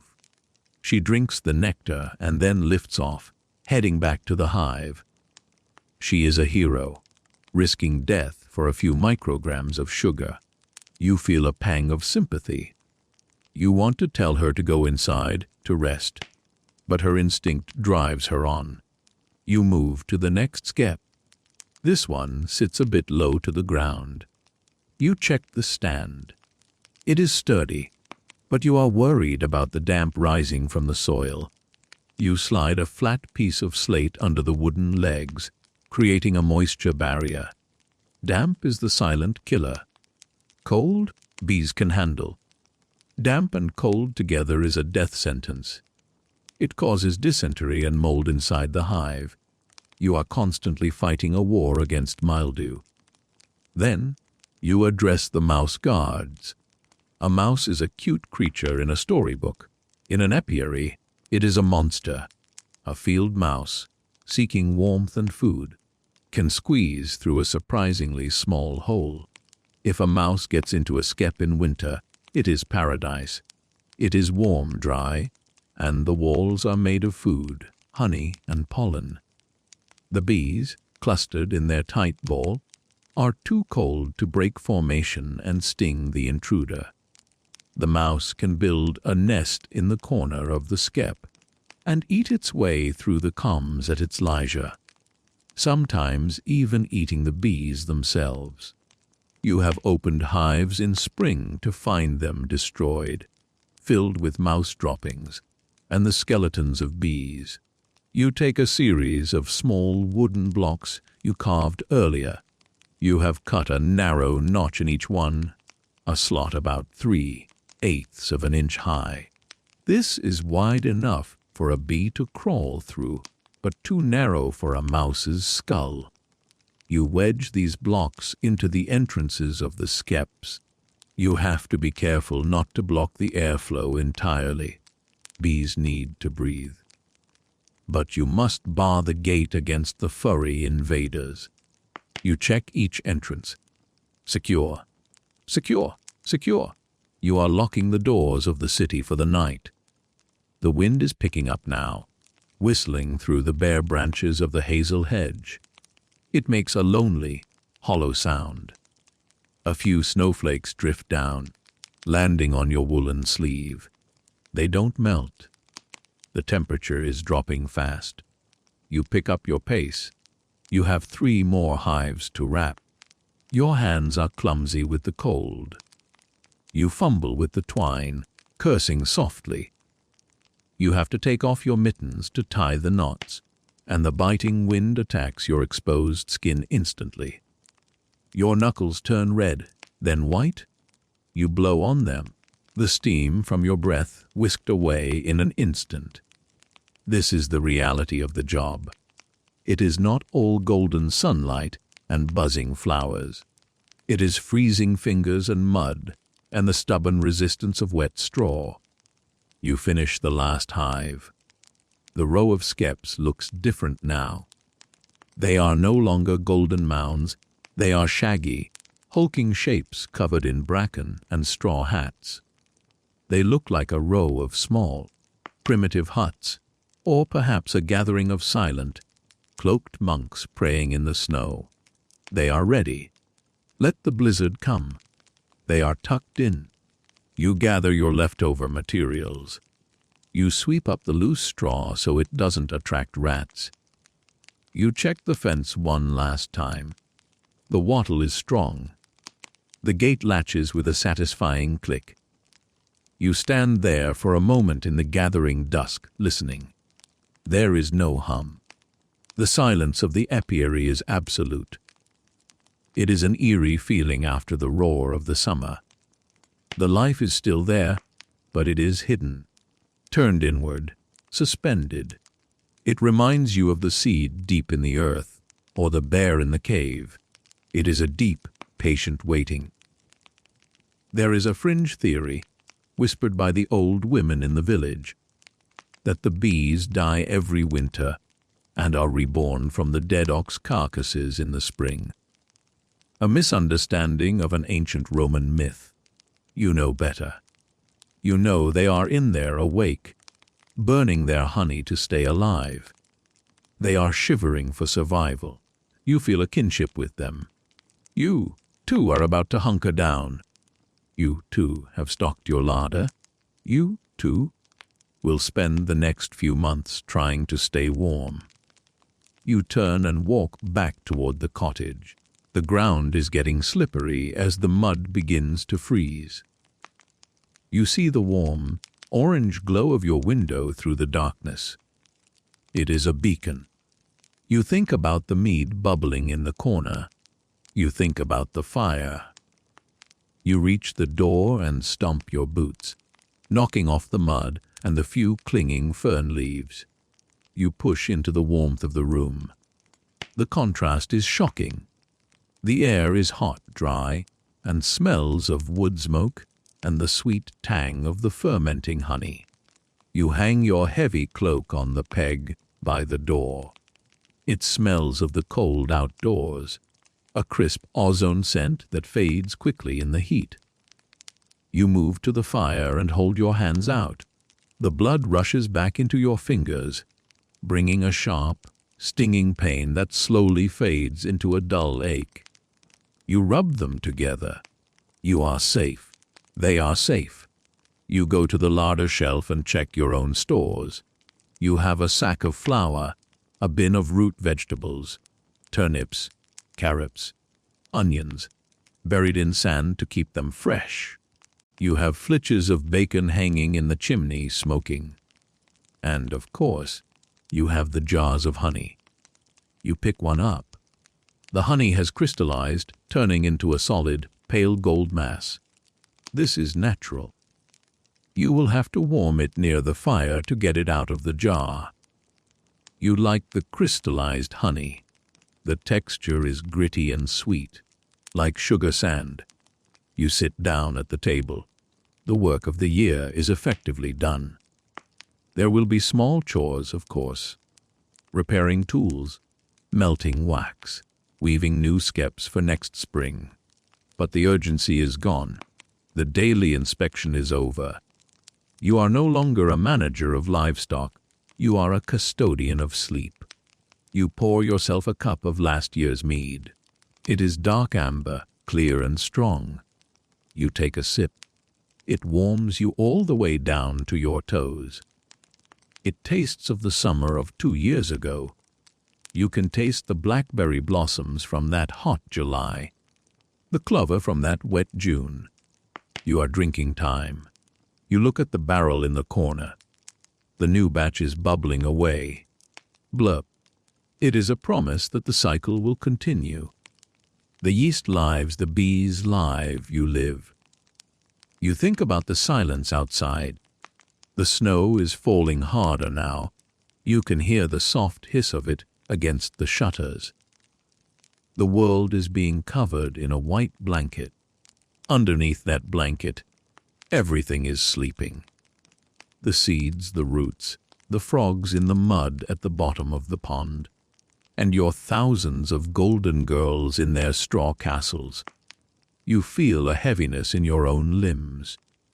The frantic energy of the harvest has drained away, leaving behind a pleasant exhaustion. It is the season of rest. Humans were not meant to run at full speed all year round. You were meant to follow the sun. When the sun is high, you work. When the sun is low, you rest.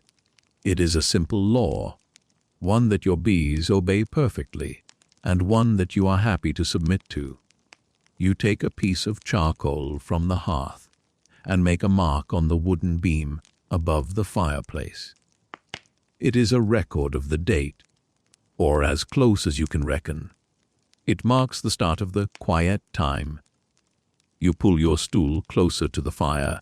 You have some wax to refine later, a pile of dirty scrapings that needs to be boiled and strained. But not tonight. Tonight, you will just sit. You will watch the flames. You will listen to the wind trying to get in and failing.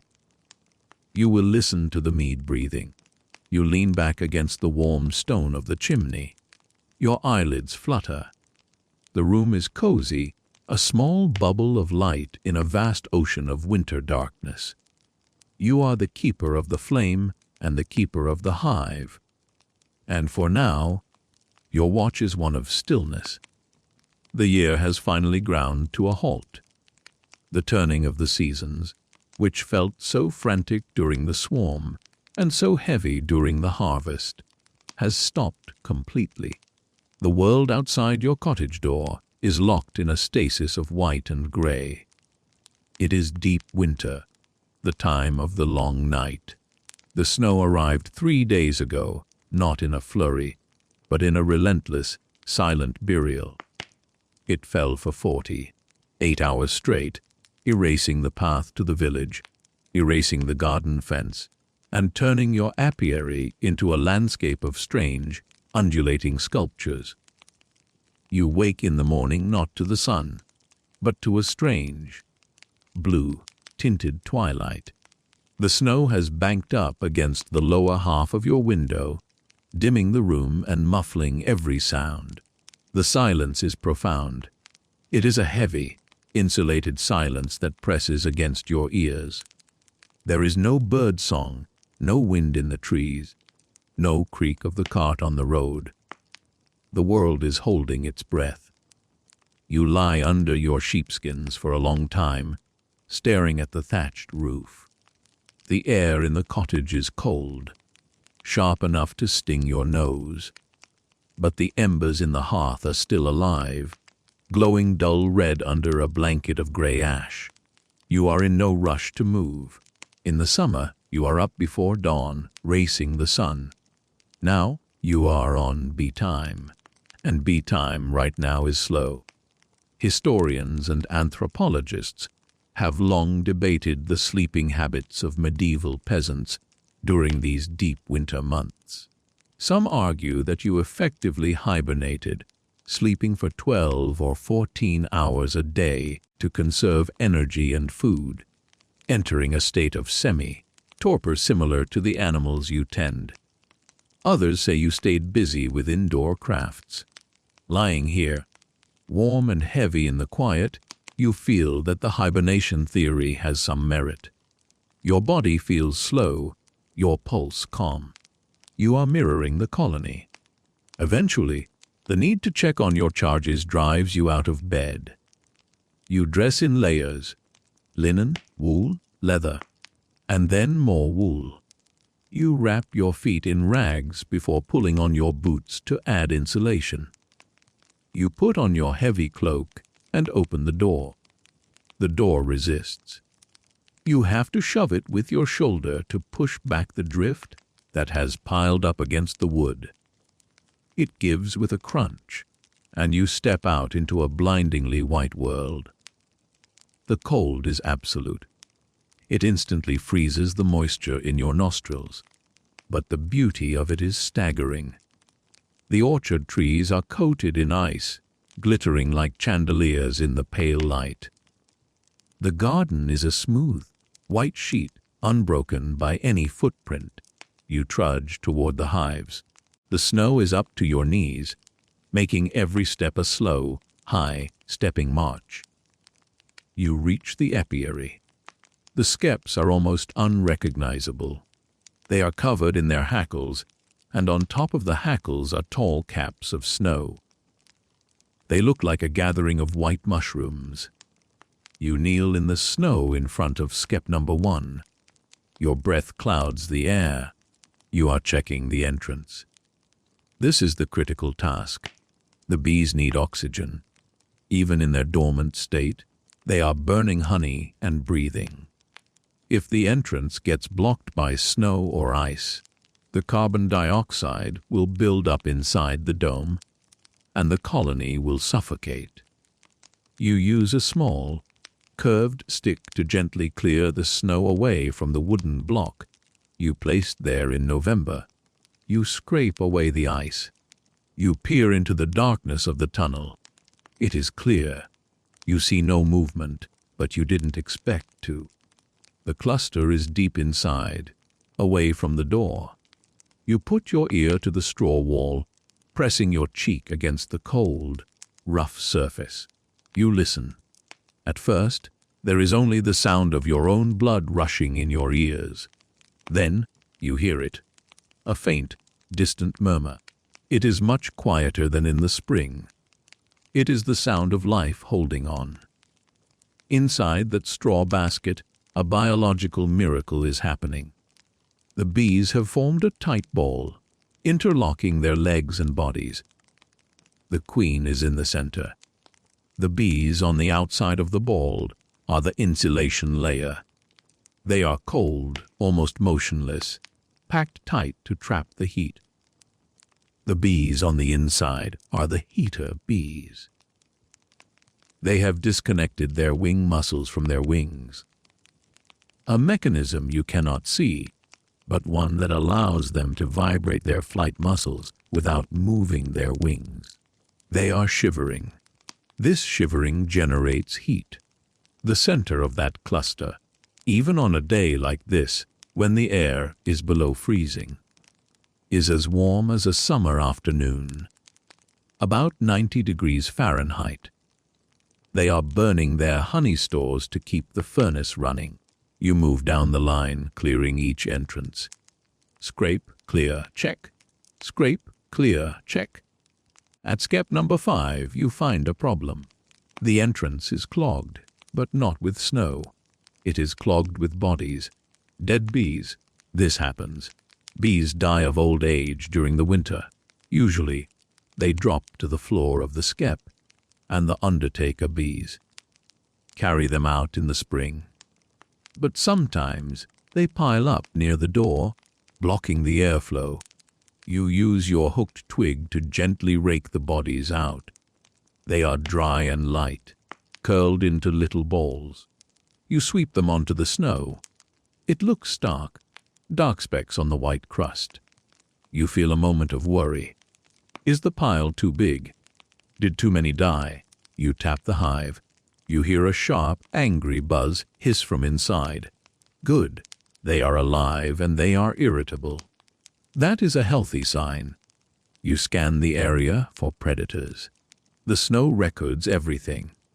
You see the tiny, delicate tracks of a mouse near the fence, but the tracks turn away. Your mouse guards are working. The mouse sniffed the honey, found the door barred, and went elsewhere.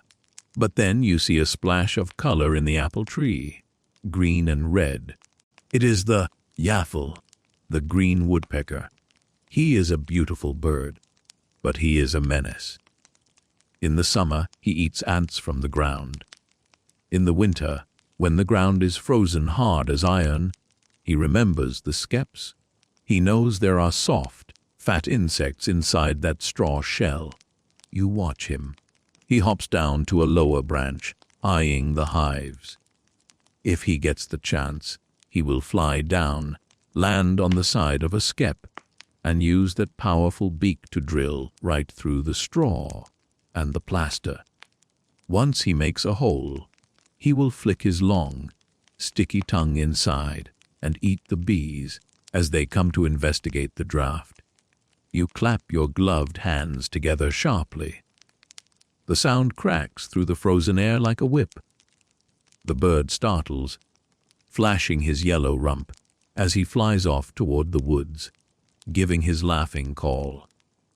You will have to keep an eye on him. You might need to hang a polished piece of metal or an old rag near the hives to flutter in the wind and scare him off. The vigilance never really ends, even in the snow. You finish your rounds and head back to the cottage. Your toes are numb, but your mind is at ease. They are safe for another day. Inside, you shed your heavy layers and stoke the fire. The rest of the day is for indoor work. You pull a large sack from under the table. It is filled with the raw beeswax you rendered during the harvest. It is time to refine it. This is one of your favorite winter chores. It is warm, it smells good, and it produces something of value. You fill your cauldron with water and hang it over the fire. You break the chunks of raw, yellow wax into the water. As the water heats, the wax melts, turning into a golden oil that floats on the surface. The cottage fills with the scent. It is a complex smell: honey, pollen, propolis, and the faint, dusty smell of the straw skep. It smells like summer trapped in a solid. While it melts, you prepare your wicks. You use dried rushes or twisted linen thread. You dip the wicks into the hot wax, lift them out to cool, then dip them again. Layer by layer the candle grows. It is a slow process. Dip, cool. You watch the wax build up, smooth and pale yellow. These beeswax candles are precious. You won't burn many of them yourself. You use rushlights, reeds dipped in animal fat, which smoke and smell of rancid grease. Beeswax candles burn clean, bright, and sweet. These are for the church and the Lord. In fact, a portion of your rent is likely paid in wax. The wax scot is a common tax. You are literally paying for your land with the labor of your insects. As you dip the candles, your mind wanders to the future. You are thinking about the spring. It feels impossibly far away, but you know the signs to look for. You know that the hazel catkins will be the first to show pollen, hanging like yellow lambs' tails in late February. You know the snowdrops will come up through the frost. You are already calculating how many new skeps you need to weave. You have a pile of brambles drying by the door for the binding. There is a quirky piece of folklore you adhere to just to be safe. It is said that on Christmas Eve, at exactly midnight, the bees hum the 100th psalm. Some legends say they even wake up and fly for a brief moment to celebrate the Nativity. You have never seen them fly at midnight, but you always go out on Christmas Eve to wassail the bees. You take a jug of cider and a piece of toast soaked in the drink. You place the toast on the hives and sing a quiet song to them, wishing them health and a good harvest in the coming year. It is a pagan ritual dressed up in Christian clothes, a moment of communion with the dark, sleeping forces of the nature you depend on. The weeks slide by in a blur of gray days and long, fire-lit nights. January comes and goes, fierce and biting. The snow piles higher, then melts a little, then freezes again into a treacherous sheet of ice. You spend a lot of time mending tools, carving new wooden entrance blocks, and sleeping. You drink the mead you brewed. It is strong and sweet, bringing a flush to your cheeks that combats the draught from the door. Then, one day in February, the light changes. It is a subtle shift. The sun is a little higher in the sky. The shadows are a little shorter. The air, though still cold, lacks that metallic, biting edge. It is Candlemas, the feast of the purification. You take your bundle of finished candles to the church, paying your dues. The priest blesses the candles, and the church smells of your hard work. When you walk back home, the sun breaks through the clouds. It is surprisingly warm. You hear a sound you haven't heard in months. Drip, drip, drip. The icicles on the eaves of your cottage are melting. The snow on the roof is sliding. You hurry to the apiary. The sun is hitting the front of the skeps. The straw is steaming slightly as the moisture evaporates. You stand and watch. And then you see it. A single bee appears at the entrance of skep number 1. She is pale and fuzzy. She blinks in the bright light. She steps out onto the landing board. Then another joins her. Then 10 more. They take flight. They don't fly far, just short, looping arcs around the hive. They are taking their cleansing flight. They have been holding their waste inside their bodies for months to keep the hive clean. Now, they are relieving themselves, spotting the white snow with yellow dots. It is not the most glamorous sight, but to you, it is beautiful. It means their digestive systems are working. It means they have energy. It means they survived. You watch them dance in the pale February sun. They are weak, wobbling a bit in the air, but they are flying. The cluster has broken. The long vigil is ending. You feel a profound sense of relief wash over you, loosening the knot of tension that you didn't realize you were carrying all winter. They made it. The honey was enough. The straw was thick enough. The mouse guards held. You did your job. You look at the garden. The snow is receding, revealing patches of black, wet earth. In a sheltered corner near the wall, you spot a flash of white that isn't snow. You walk over. It is a snowdrop, its head bowed, pushing up through the frozen mud. The first flower. You know what this means. Soon, the willow will bud. Then the crocus. Then the fruit trees. The great wheel has turned full circle. The queen inside the dark hive will feel the warmth, and her biology will shift. She will start to lay again. A few eggs at first, then dozens, then hundreds. The colony will begin to expand, consuming the last of the honey stores to build the new generation. You will have to be careful now. February and March are the starvation months. The bees are active and breeding, but there are no flowers yet. They can eat through their remaining stores in days. You will have to feed them. You will bring them warm syrup and cakes of sugar. You will nurse them through the final stretch until the dandelions bloom. But for today, the danger is past. The sun is shining. The bees are flying. You sit on your bench, brushing a layer of snow off the wood. The seat is cold and wet, but you don't mind. You tilt your face up to the sun, closing your eyes. You can feel the warmth on your eyelids. You can hear the faint, tentative hum of the cleansing flight. It is a whisper compared to the roar of the summer, but it is the sweetest sound in the world. You think about the year behind you. The waking in the mist, the weaving of the straw, the chase of the swarm, the glory of the linden bloom, the smoke of the harvest, the silence of the snow. You have lived another year in the service of the hive. You have grown older, your hands a little rougher, your knowledge a little deeper.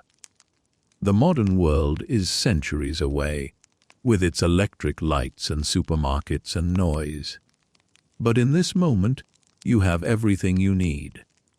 You have fire, you have bread, you have honey, you have a purpose. You are the guardian of a small, golden civilization. You open your eyes and look at the Skeps one last time. The sun is dipping low, casting long blue shadows across the melting snow. The bees are retreating inside as the air cools. The show is over for today. Sleep well, girls, you say. Spring is coming. You stand up and walk back to the cottage. The smoke from your chimney rises straight up into the clear, violet sky. You open the door and step into the warmth. You are ready for the new season. You are ready to begin again. The fire has burned down to a bed of soft, pulsing embers, casting a gentle, orange glow across the room. The work of the year is finished, and the tools are put away. The cottage is quiet, settled into the deep, protective stillness of the night. Outside, the snow has stopped falling, and the world is wrapped in a thick blanket of white silence, reflecting the moonlight in a soft, hazy luminescence. You are warm. The heavy wool blanket is pulled up to your chin, and the mattress of straw beneath you feels soft and conforming. The air in the room is still, holding the faint, lingering scent of beeswax and wood smoke, a smell that feels like safety. You let your eyes close, the weight of your eyelids feeling pleasant and heavy. There is nothing you need to do. The hives are wrapped and secure. The garden is sleeping. The bees are huddled together in their golden cluster, safe in the dark, waiting for the sun. You can imagine their slow, rhythmic breathing, a collective pulse of life that beats in time with your own. You are part of that rhythm now, slowing down, drifting on the quiet current of the night. Let your breathing deepen. Breathe in the warmth, breathe out the cold. Feel the tension leaving your shoulders, your back, your legs. You are sinking deeper into the mattress, supported and held. The worries of the harvest, the rush of the swarm, the bite of the frost. They are all distant memories now, fading like smoke in the wind. There is only this moment, the quiet room, the steady warmth, the feeling of complete and utter rest. The darkness is not empty. It is a velvet cloak, wrapping around you, shutting out the world, inviting you to drift away. The cycle is complete. The circle is closed. You have earned this rest. So, let go. Let the images of the golden straw and the summer flowers fade into the soft gray of sleep. Let the hum of the hive become the hum of your dreams. Safe, warm, and quiet. Good night.